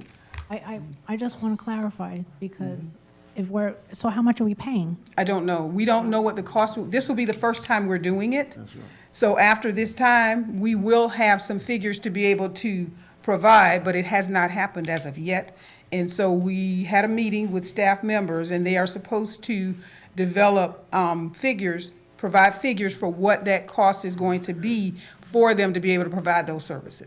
So pretty much what you're saying, that them doing this is gonna make their life a lot easier. Absolutely, because this was something that they were, that staff members said to us about the issues that we're having, is that it would be easier if they just did this and you won't have that issue of afterwards having our streets looking like, I'm not sure what the correct word would be after the event, so. Besides the beautification element, it has become a focus of our utilities department to focus on fog management, the fats, oil, grease, to help save our utility system from people dumping them incorrectly. And I think this is part of their initiative. Yeah, and they came out with those stickers, those little magnets that said no grease in your pipes. Oh, yeah, this is a smart thing on the part of the staff, but we just want to know, and I follow you, Commissioner Parrish, we just want to know how much it's costing us. And I think that's important for us moving forward, because it's not free. Okay. All right. Any other questions or comments? I did have Mr. Nicholson sign up to speak. All right, come on, Mr. Nicholson. Thank you. Thank you. John Nicholson, 413 North Grandview Avenue. Normally, the public use is a rubber stamp. Same thing every year. It doesn't sound like it anymore. In the 1980s, Bud Asher said we never sponsored an event. It now sounds like we're sponsoring Biketoberfest for Midtown, since we're taking over everything. The question is, it had always been, well, last 30 years, that the chamber ran Bike Week, the, what do you call it? CVB. CVB ran Biketoberfest. Are they still doing that? I know there's been calls for the last 15, 20 years that the city take over both events. They always ask, why are we letting the chamber do it? Why don't we make the money?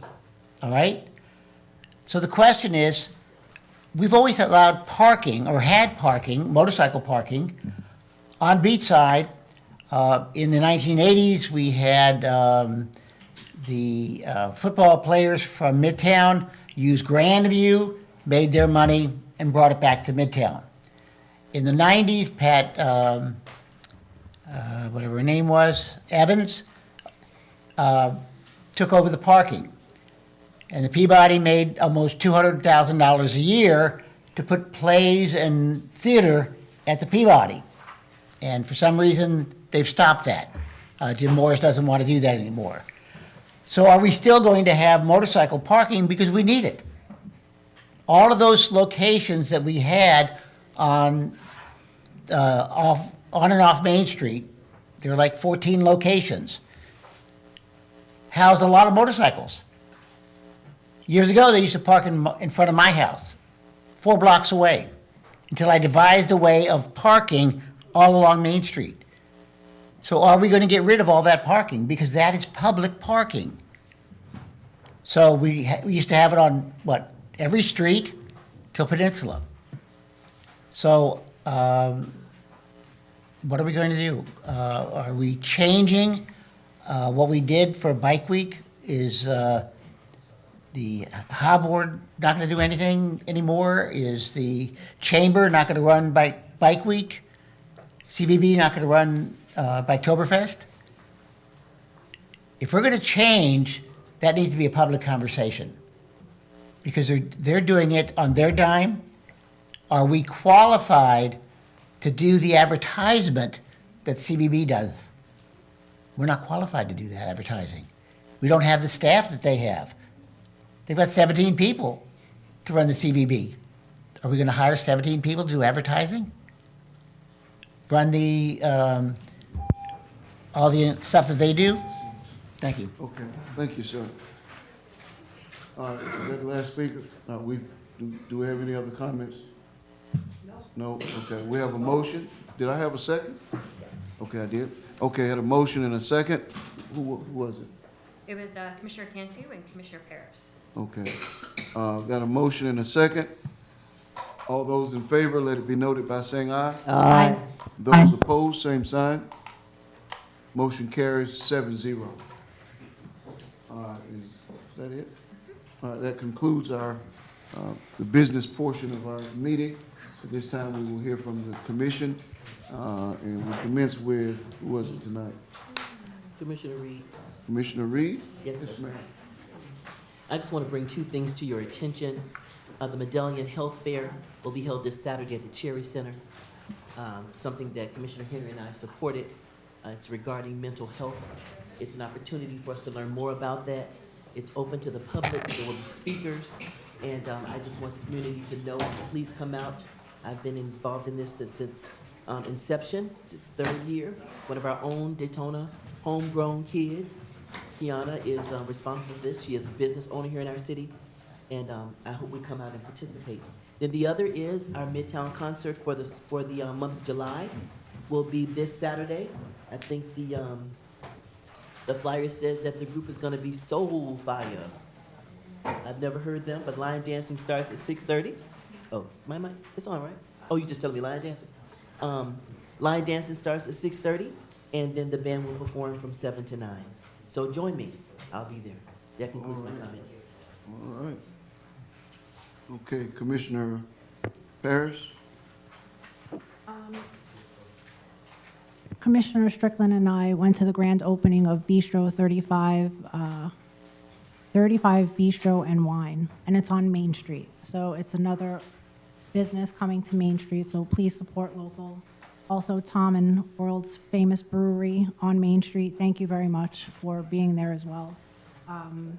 There is parking right across the street at 777 Main, which is a paid city parking lot. And also, if you want free parking, it's on the northwest corner of North Wild Avenue and Main Street. And there's also a Lift Station 5 public meeting tomorrow at 6 p.m. in room 149B. So if anyone is in Zone 1 or Zone 3, it's the Shady Place Lift Station. If you have any questions, please feel free to come. Thank you. Thank you. Commissioner Strick? Couple of things. One of my neighborhoods I represent, historic neighborhoods I represent, would like to have some toppers or whatever you would call them on top of the street signs designated that you are in the historic district. I spoke with Public Works. It's legal to do that. However, it was suggested to me, and it's a good suggestion, that if we're going to do that, I think we have, what, 5 designated historic districts in the city, that we should do it for each of them as well.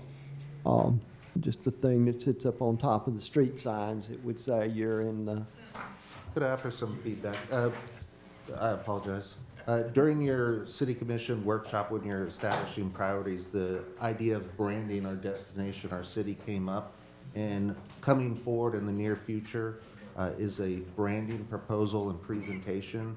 And that is one of the elements of branding, where you're putting identifiers of historic neighborhoods on the signage, possible color coding, however you see fit. But that presentation is planned to come forth. Just want to offer that update. So in essence, they're going to make us a suggestion, and you already have part of it. They hear this. Right, and good. they incorporate it into what they... Good. Just a few more things. When we have someone I talked to the city attorney today. I'm going to pull him under the bus with me. When we have long-term vendors in our building here, if, like the audit people, if we're going to give them a city badge, they need to have a badge for their company that they actually work for. I felt a little misled the other day when I'm talking to a lady, and I look at the badge, I look at the picture, the lady's got bangs, it's an old picture.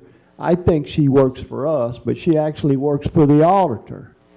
And I didn't particularly like that. I may have said some things that offended her, but at this point I don't really care because I was misled because I didn't know who she was and who she worked for. It said she had a badge just like we do.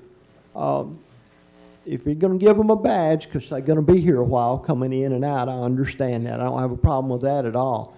But they need to wear something that says who they work for, not the city, you know. So having said that, I'll stop. Main Street needs year-round businesses. Absolutely they do. Main Street has a unique, and you brought this up or I wouldn't be talking about it tonight because we've been here a long time. We had to do something to get some year-round business over there. I think we're headed in the right direction. You got the cigar bars coming in there. They're going to have be opening soon, and you've got 35 Bistro. Jeff's gone, but hopefully he's doing some good negotiating for us with somebody for 777, the Corbin building. And, you know, we need to, as another place, I think we need to straighten the rules up a little bit.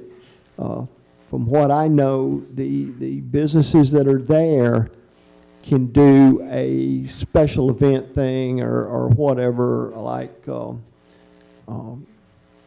have outdoor stuff and block the street maybe once every 90 days.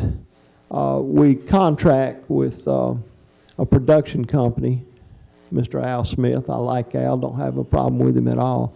But he can do one of those once a month, which puts our businesses over there, I think, at a disadvantage.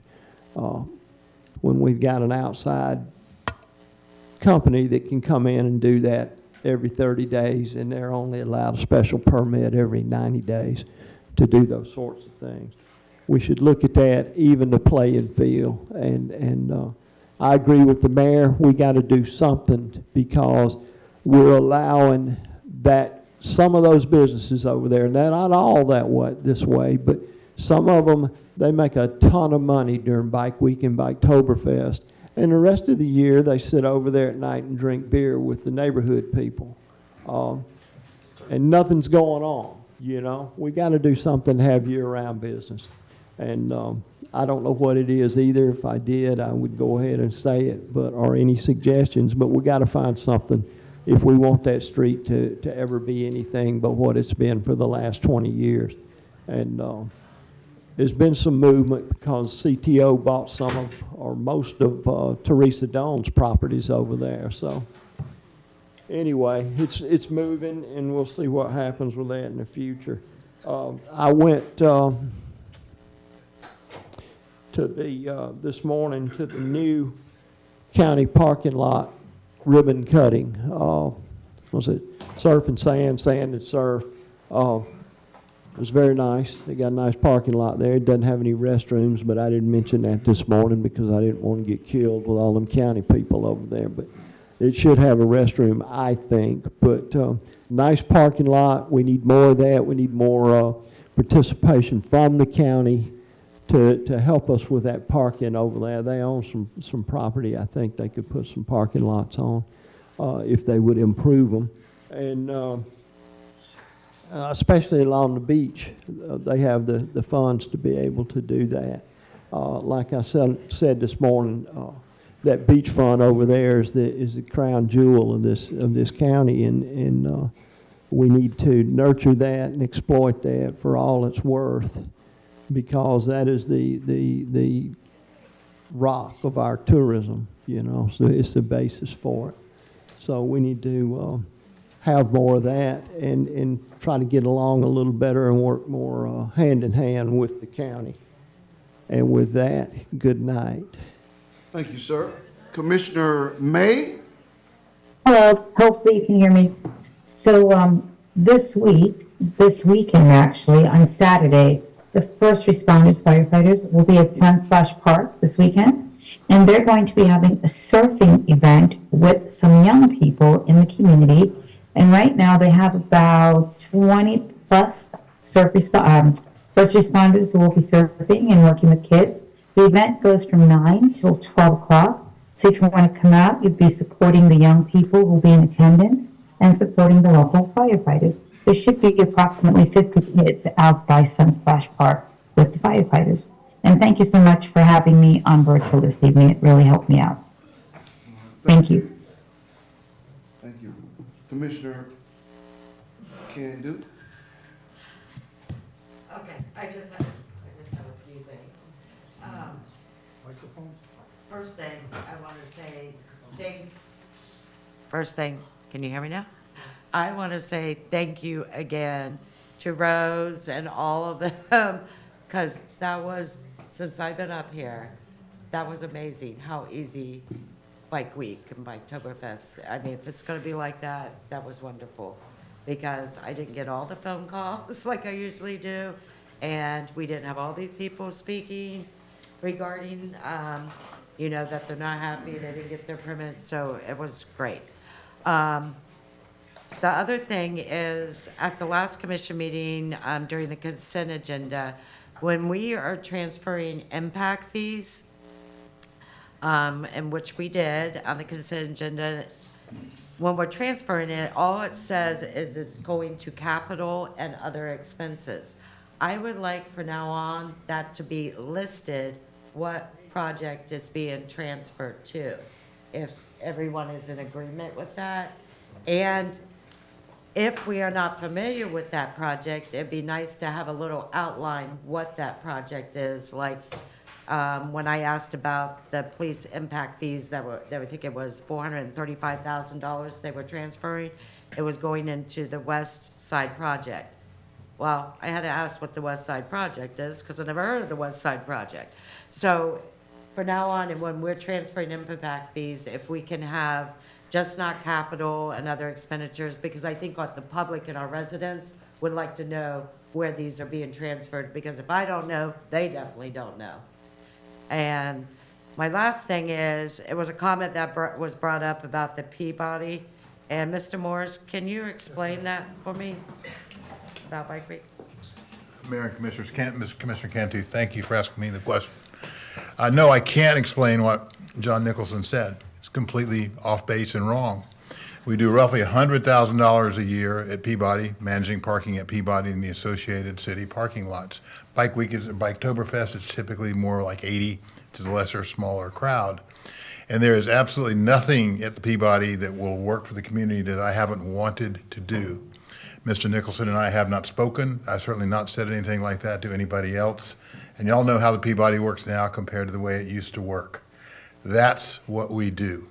Sometimes he says things, and I think you all know that have no basis in fact or anything else. And it was offensive to hear that, and there's simply no reason for him to say anything at all. Thank you very much for letting me speak. Thank you. And my last question, not question, excuse me. August 7th is Purple Heart Day, and it's going to be, I don't have the exact date, it's the Saturday before, which I think is August 3rd, because August 7th we have a commission meeting. So August 3rd on a Saturday at 9 o'clock at the Peabody, we will be dedicating 2 Purple Heart parking spaces like the one we have out front. So if anyone can make it, and we'd like you to do a proclamation. And I think we're going to do something inside the Peabody, out in the patio, and then actually go out there and do the ribbon cutting for Purple Heart Day. And that's it. Was that great? All right. Commissioner Henry? Yes. A couple things. First, I'd like to know the yellow lines on the roads that have been paved. So there are some roads that have been paved when we first started paving the streets over in my zone, I know for sure. And the yellow lines have not been striped. they've not been striped yet. And I'm thinking, how is this safe? How, if there's an accident, you're gonna say there was no yellow line to be on the side. So I need to know, when are the yellow lines coming back?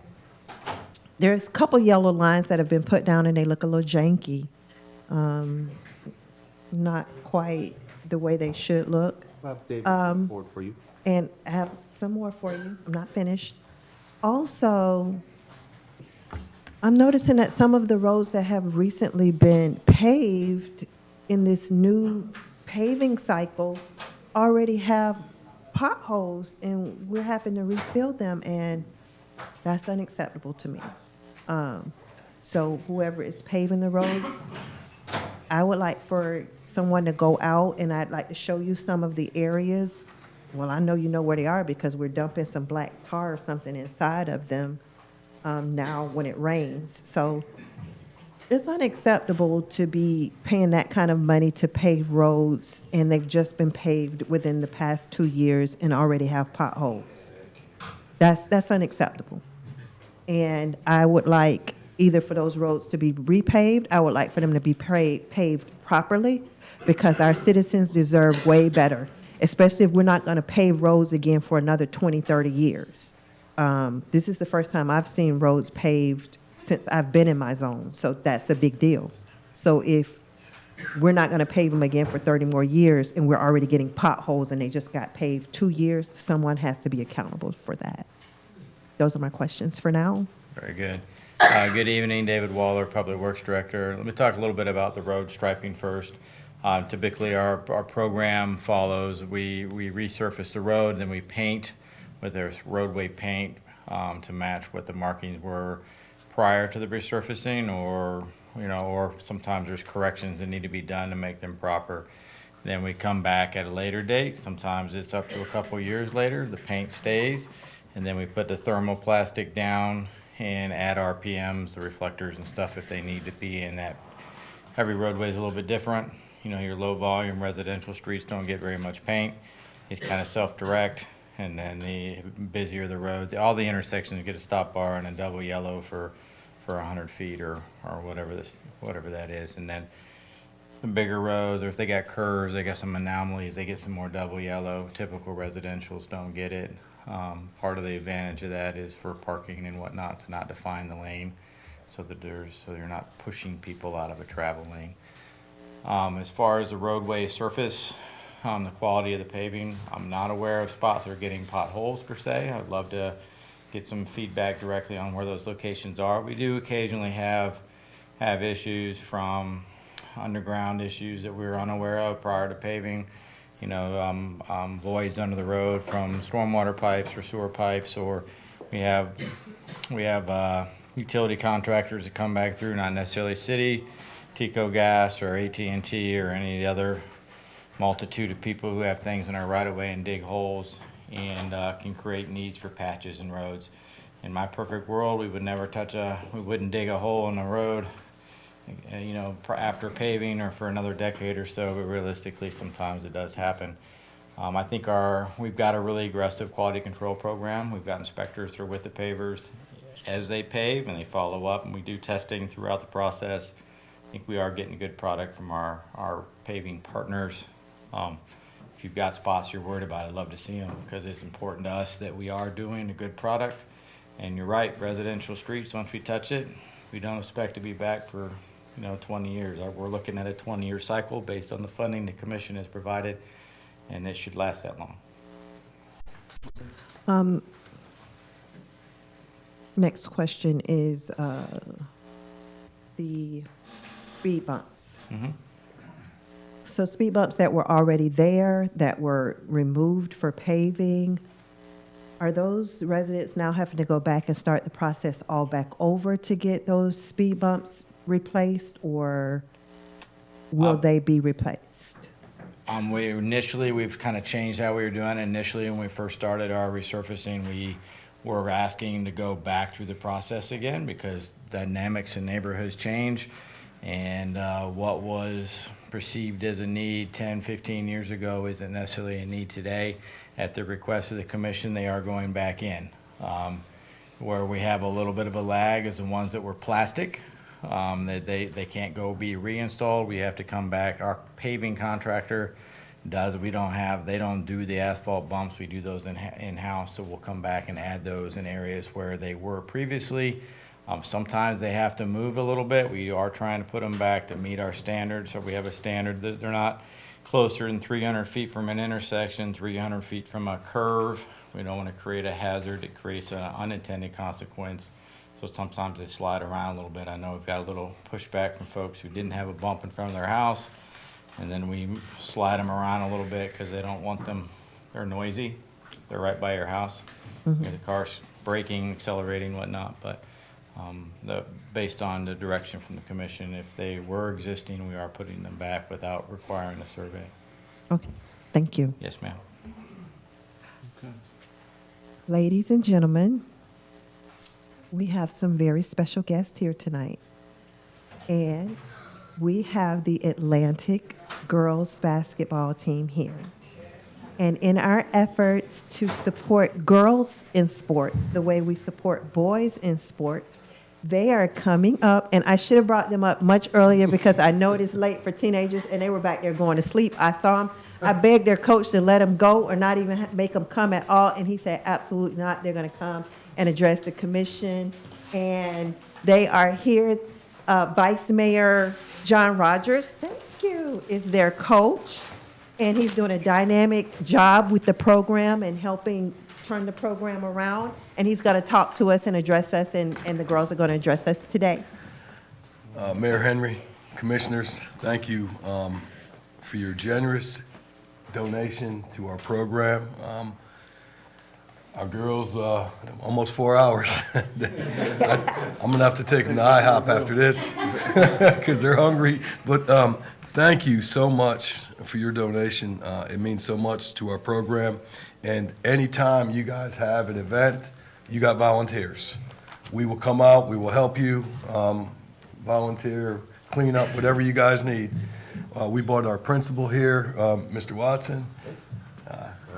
If I may, really quickly, I just want to express my gratitude. Mayor Henry, thank you so much. Commission, appreciate your investment in our program. It really is an investment, and we're thrilled. I am so thrilled I would do cartwheels up and down this commission floor if it weren't for my new hip. I'm not medically cleared, but I would, and this guy would attest to it. I probably would do that. Instead of that belly laugh that you would get from that, what we would like to do instead is offer you our own proclamation. We know that mayors and commissioners like to proclamate a lot, so we would like to offer you our own proclamation if you will indulge us. And to do that, I invite Essence Johnson to the dais to read the proclamation. And she's our 4.4 GPA student. Woo! Essence Johnson. She's dual enrolled. Yes. Hi, I'm Essence. This is our proclamation of gratitude. Whereas the Daytona Beach City Commission has consistently demonstrated unwavering support for our community's youth in their athletic endeavors, and whereas the girls basketball team from Atlantic High School, through their dedication, teamwork, and sportsmanship, has brought pride and honor to our community, and whereas the donation provided by the City Commission under the heartfelt leadership of Commissioner Danette Henry will contribute to the continued success and growth of our girls basketball program. And whereas Commissioner Henry's commitment to fostering youth development and promoting healthy lifestyles aligns with our shared vision for a vibrant and thriving community. Now, therefore, be it resolved that the Daytona Beach City Commission and Commissioner Danette Henry is hereby recognized and commended for their generosity and investment in our girls' basketball program. Their contribution exemplifies the spirit of collaboration and community building that makes Daytona Beach a remarkable place to live, learn, and play. We extend our heartfelt thanks to Commissioner Danette Henry and the entire City Commission for their dedication to our young athletes and their unwavering belief in the power of sports to shape character, instill discipline, and create lasting memories. Thank you.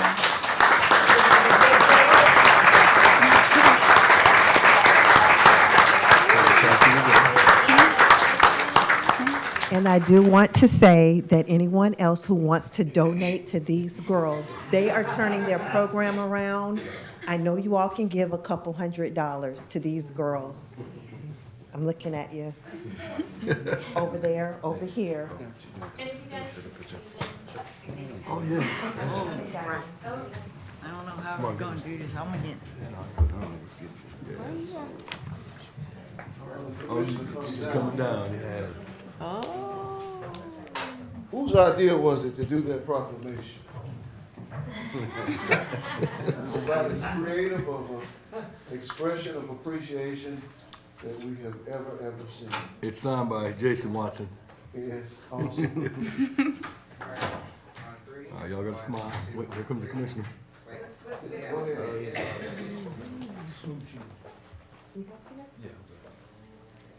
And what classification are you, Ms. Johnson? What year? Oh, 2026. 2026, so that's a sophomore? Junior, going to junior year. You guys, that was awesome. So, at some point in time, you all are going places and you're already in a great space. Mr. Watson, you guys are doing a great job. Coach, congratulations on a great decision. I will add another $1,000 to support your effort.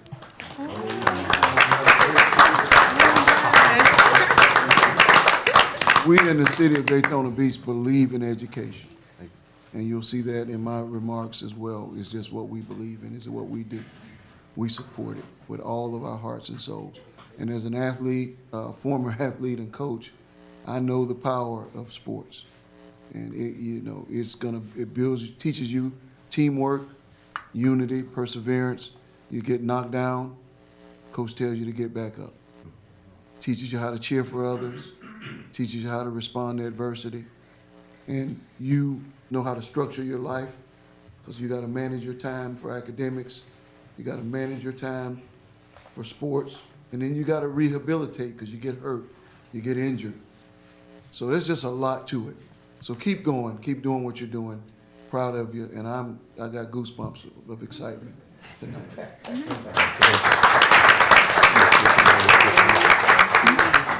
Mayor, we thank you so much for your generous donation, and we would like to invite your whole city staff out to a game one night this upcoming season.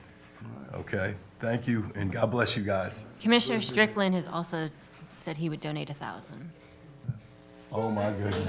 He tried to do it. Oh my goodness.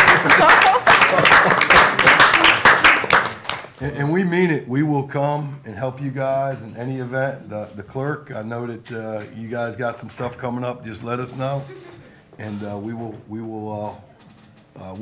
appreciate it. But we will definitely work anytime you guys need us.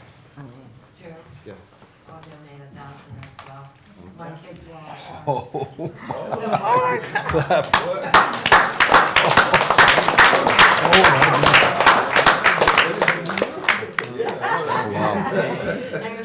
Thank you. Thank you. Thank you. Keep rolling. Keep going. So we'll amend tonight's ARPA donation resolution to include those additional donations. Thank you.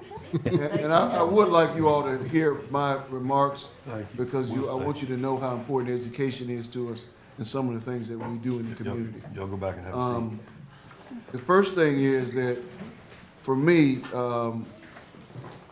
we've got a mayor's boot camp that's going on right now for academics, for math. It's a boot camp where kids are learning math. And 300 kids have already been exposed to this program for 2 weeks. We have a cooking class at Dickerson Center, where kids are learning the value of cooking and eating right, the value of nutrition, and how to make good, healthy choices. I I have a literacy program going on at YSG where 25 boys are working with a local author who was a graduate of Mainland High School, a former student of mine, who's written a best-selling book entitled Rhythm and Resolve. So they are engaged in a book learning and sharing out session throughout the summer and going through some of their emotions and learning, you know, what it is to grow up as a male in this community, because this book is based on his life as a teenager here and a student, and then how he's used music and rhythm to resolve some of his issues. So leadership and literacy, let me make sure I didn't have any other ones. Those are some of the things that we're doing in the city. I just wanted to express and show you that. So it's not just, you know, it's not just about sports. It's about the total human being who we believe will take over not only Daytona Beach, but America. You guys will do the things that are necessary to propel our community and our nation forward. And as we, you know, navigate the complexities of life and the challenges of the times that we live in, we just want you to know that our investment in you, we invest in you because we realize that you are our future.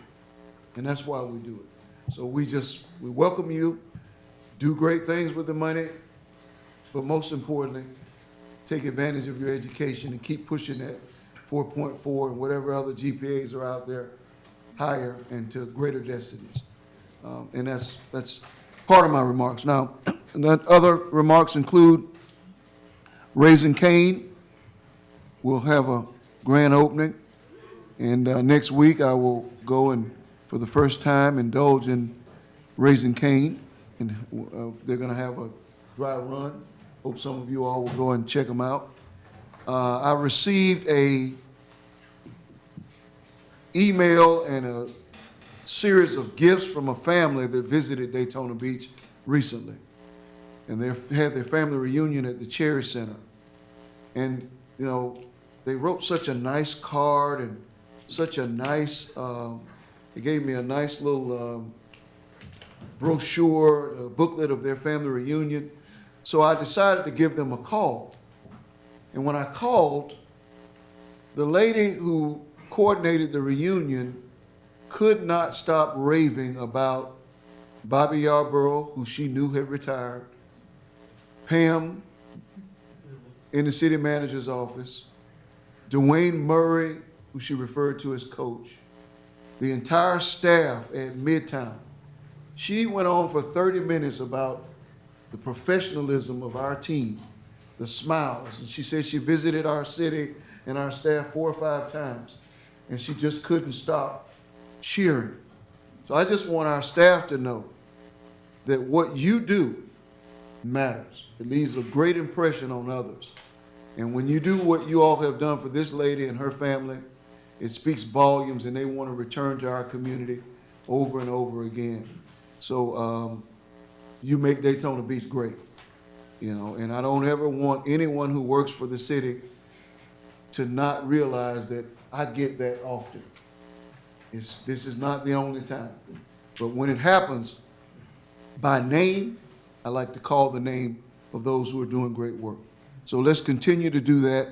And the last question for staff is, I received a Facebook message today that said that the Army Corps of Engineers is suggesting in the meeting that took place last night, or they suggested that the city take a more proactive role in the dredging of the Nova Canal. Now, we understand that that's not our responsibility, but they said that, according to this constituent, that we should take a more proactive role in trying to ensure that it is dredged, and even to the extent that if we have to be responsible for it. So what I would like us to do is to figure out, 1, can we do that? You know, 2, what would be the cost? 3, the person suggested that we, in a meeting, including myself, which I don't recall this, when we visited Fairway Estates, that we said that it was useless to dredge the canal. I know that I never said that, and I know that others were in the meeting. I don't remember us suggesting that. But so I want to make sure that we clarify with the folks that that was never said. But I do want to know if dredging is being done now. Yes, Mayor. So DOT is doing it. They started yesterday in Daytona. they started yesterday. Okay, that's even better. So I know I get to respond to that affirmatively, because I knew that we were contacting them. But the question is, they don't always respond just because we ask them to respond. So, well, thank you for telling me that. Yeah, they're starting from one end to To the the other. other. Great, great. That's great news. And they do it routinely, but this one is more intense. Deeper and intense. Okay, awesome. That concludes my remarks. Deputy Manager, do you have any comments? Just brief follow-up. They'll finalize the cost of bike events. We'll create a resolution confirming Robert's Rules of Order, the City Commission policy. Begin our focus on developing LDC improvements related to parking and non-conforming uses, in addition to other improvements. Just briefly, we'll get with the ID badge with IT and Human Resources. Impact fee transfer detail, cost of fog, we'll begin tracking that for the event. And Mr. Waller will catch back up to you regarding those potholes that you brought up. Other than that, happy belated 149th birthday to our Grand Matron, Dr. Mary McLeod. Good job, brother. I live here. Good job. I like that. I like that. That's all right. She is our grand matriarch. You sound like me. That's my kind of. I've got nothing, Mayor. Nothing? Well, you had enough today. You did a good job today. All right, you had to deal with the fire. Okay, that concludes our remarks, and at this time, we will now hear from the greatest citizens in all of the United States. Ladies, thank you for indulging us for 4 hours. Rock and roll. It was worth it. Yes, it was. Yes, it was worth I it. bet it was worth it now. Yep. Okay. Okay. Our first speaker is Dr. Robin Elliott, and on deck is Tom Caffrey.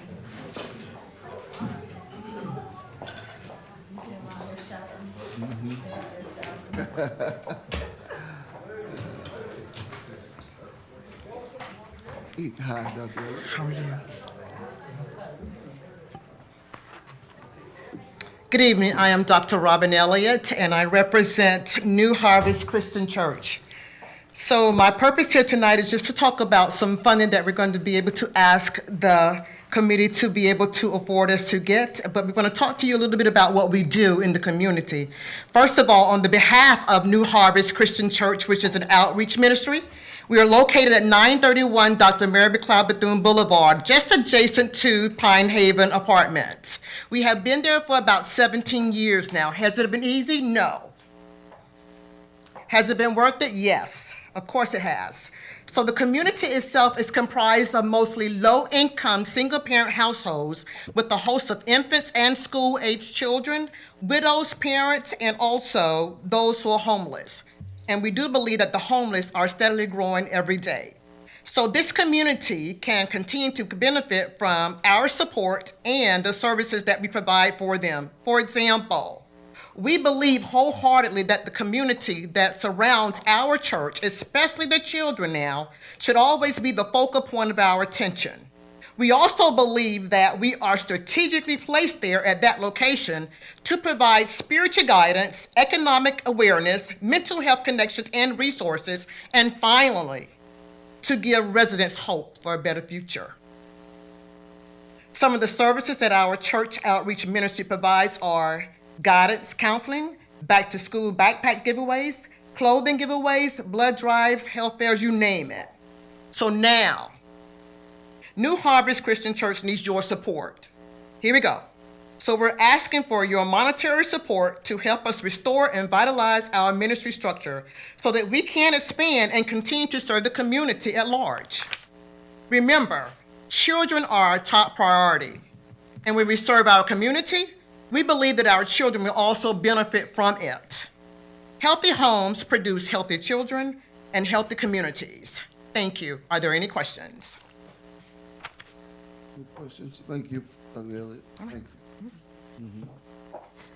Our next speaker is Tom Caffrey, and on deck is Roberto DiNicolo. Wow, I'm having a hard time tonight. Sorry.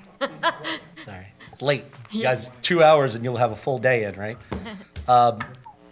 Mayor Henry, Commission, thank you very much for having me. I'm Tom Caffrey, 816 Main Street, world's most famous brewery, and I'm speaking on behalf of the Main Street Merchant Association as the Vice President.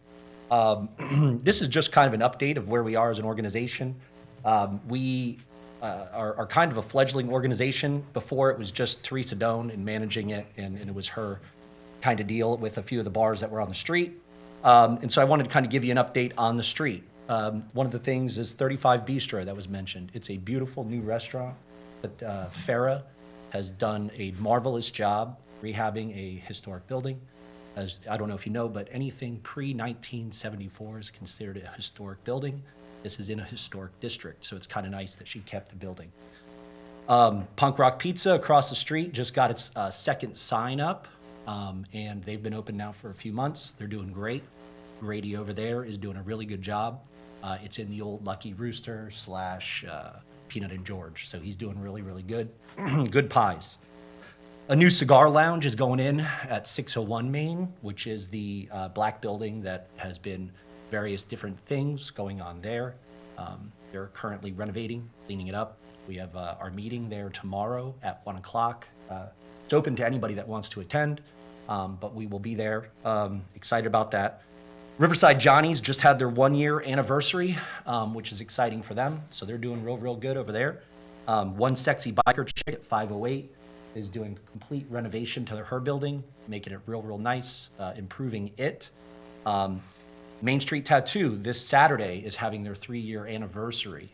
So they've been there for 3 years. They've renovated that building to the nines. It's a beautiful building now as well. I am currently in a long process of redoing 512 Main Street.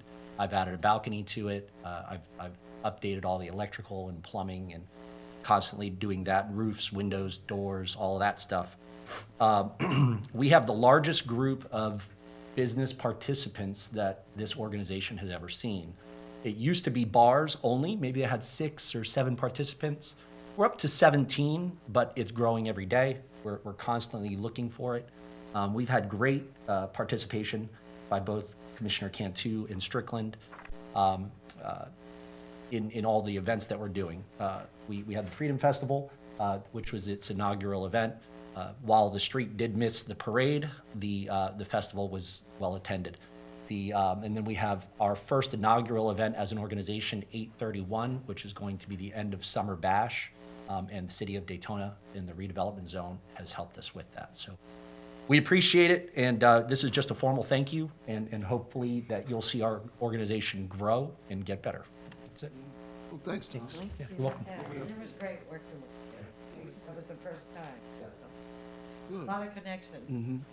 Deal. Hi, Roberto DiNicolo, 2020 South Peninsula. Commissioner Henry really said something very interesting.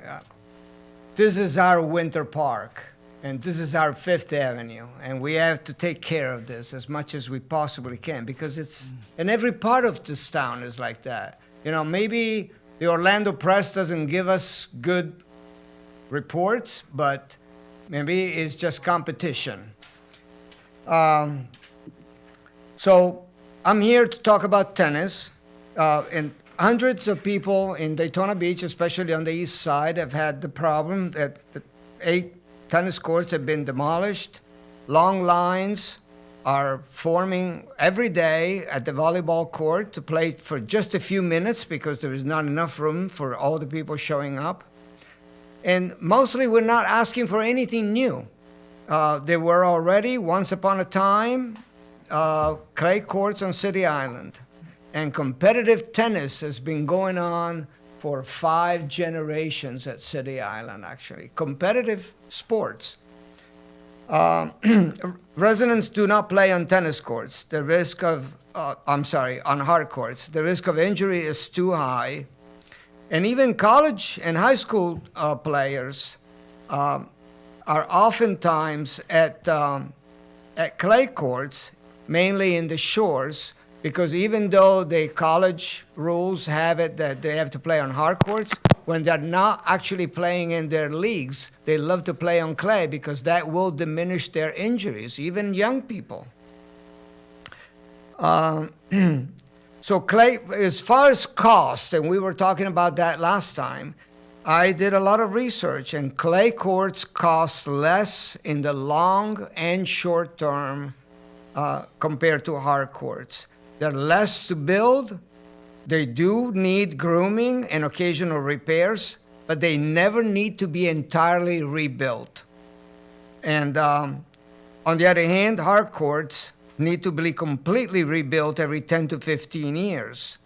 The ratio in Daytona Beach is 100% hard courts. There is over 35 hard courts and 0 clay courts on the east side, public I'm talking about. And this would be another way to brand our city, with sports that one can play. I've heard that FEMA is fully available to fund completely the construction of new tennis courts on City Island. And ironically, we have a system where in an area where the median income is not that high, low percentile, the Florida Tennis Center is charging at rates that are in the 99 percentile of all membership for municipalities. Thank you. Thank you. Our next speaker is Leonardo Williams, and on deck is John Nicholson. Is there a Leonardo Williams? Okay, our next speaker is John Nicholson, and on deck is Frederick Brown.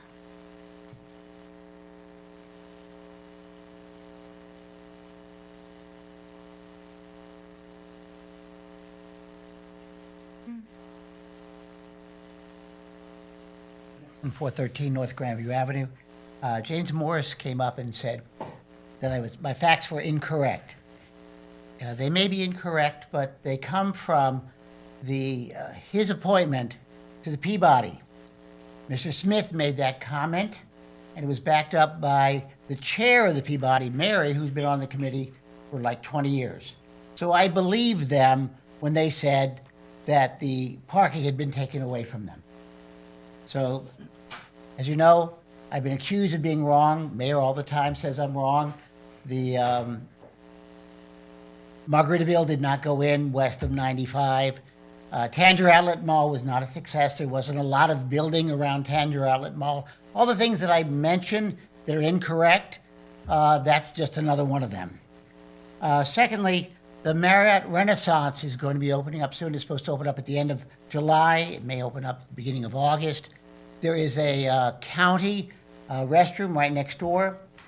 When the building was renovated from the Whitehall 20 years ago, that public bathroom was in a terrible mess. The county had made a mistake. They put an RFP for the sand, RFP for the inside of the building, but not for the outside. Now, the outside of the building looks terrible. This is supposed to be a 4-star hotel, the Marriott Renaissance, and the building or the parking lot next door is terrible. So I'm asking you to ask the county to landscape that and improve that before the Renaissance opens. With regard to the non-conforming, several years ago, in the 1980s, we had a problem with the LEDs. And what the city did was everybody had to get rid of their LEDs except for the Ocean Center, and they gave them a 10-year period to get rid of their LEDs. I'm sure we can do the same thing with the unimproved parking lots. Give them a certain time period, at which time you have to conform to the rules and regulations that we have for the other unpaved parking lots in the area. With regard to the 3-minute talking, that was actually reduced first before it was increased. We had 3-minute parking, then speaking, we reduced it to 2 minutes, we went up to 2.5 minutes, and then we went back to 3 minutes. Regarding the A1A, I ask you again to look at it very, very carefully. We're talking about the quality of life and our tourism industry. Having an ugly A1A misshapen with lots of signs. Extra signs is an eyesore. So I'm asking you, would you look at it? Go to Ormond and see what they did to their signs. Okay. Our next speaker is Frederick Brown, and on deck is William Biddorf, who I don't believe is here any longer. So on deck is Ken Southall. Some of us didn't make the 4-hour limit. Frederick Brown, 1508 Crescent Ridge, Daytona Beach, beautiful Daytona Beach. Thank you, Mayor, for once again sticking up for our city. Unfortunately, that hasn't been the stance, as you pointed out, than some of the other politicians in our area. First off, I want to support Dr. DiNicolo on the tennis courts. If you look at the history of the tennis here in Daytona Beach, the original courts were clay. And then there was a rubberized surface applied to them sometime after that. The upper courts were then done with asphalt. I want to thank Dave Waller for his presentation at the Parks and Recreation meeting, which was pretty thorough and lengthy, as he pointed out. And I would like to see us construct, and the comments that Dave also backed the fact that it is cheaper to build clay courts. And I'm sorry that Mr. Mayor, that you did state you weren't going to do clay courts. I hope you reconsider. They're cheaper and they are definitely safer. And again, I support Dr. DiNicolo in that. So I'm hoping that we get them, and I realize they can't be in the place that they're at right now because of the expansion of the baseball park, but we do need to put them in the island somewhere. Flooding, Army Corps of Engineer meeting were held yesterday. It's obvious from looking at all the projects, and I don't know how much research you've done actually on their page, is that we're really a relatively small part of their puzzle. They have projects running that cover our territory all the way from the Virginia border to the state of Louisiana, studying some of the problems we have with the coast. And of course, us, the world's most famous beach, we need to start working more with our state, county, and federal governments to push this project a little bit further. Again, I brought up numerous times about the Dutch solution, and I do believe that that is a long-term fix.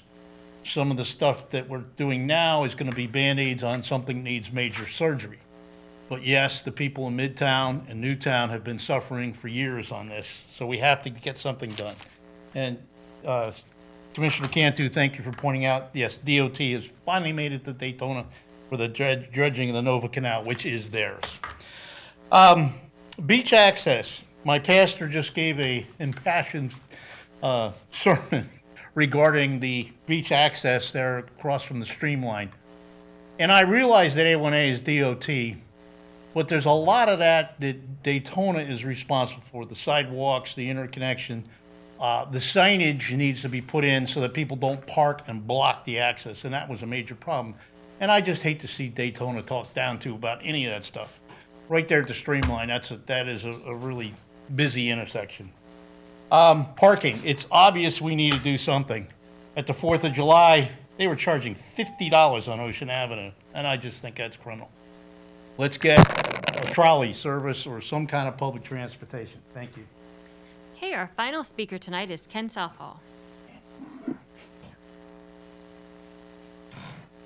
If anybody is looking for clay courts, Pelican Bay Sports Club, we allow the public in, and we have clay and clay tennis courts, and yes, and where they will build more if we have more people come, and they are more expensive according to the guy that owns the sports club. Okay, my name is Ken Southall. I know you know me by now, but I got to give you a prop. The Corps of Engineer, James, he speak highly of all of y'all. So y'all right behind him you're doing better than he thought he would because of you all. I like hearing that. And Miss Henry, I know she's sleeping now, but anyway, I'm looking at your head down. But anyway, I agree with you wholeheartedly. I came here in the 70s, in 69 really. So I'm familiar with that Cardinal residence over there. I remember when it was being built. And where I'm staying at in Newtown, we as a people, I'm saying black people, might as well say it, we had nowhere else to go. And the majority of y'all was raised in that area. So you know the problem that we always had. We always had flooding, you know, and nothing seemed to be done about it. And I attend both meetings, the 2 o'clock and the 6 o'clock meeting.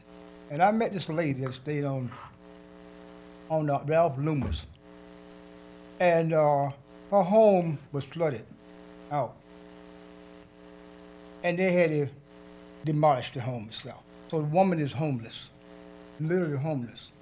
But underneath her foundation was a car. And it dug down in the ground about 4 feet down. And you can see the steering wheel. If you go on Loomis and Alamanda, it's there. She has nowhere to go. And he was saying that if you come in and redo the place, you're gonna have to dig out at least 8 feet of dirt and then replace that.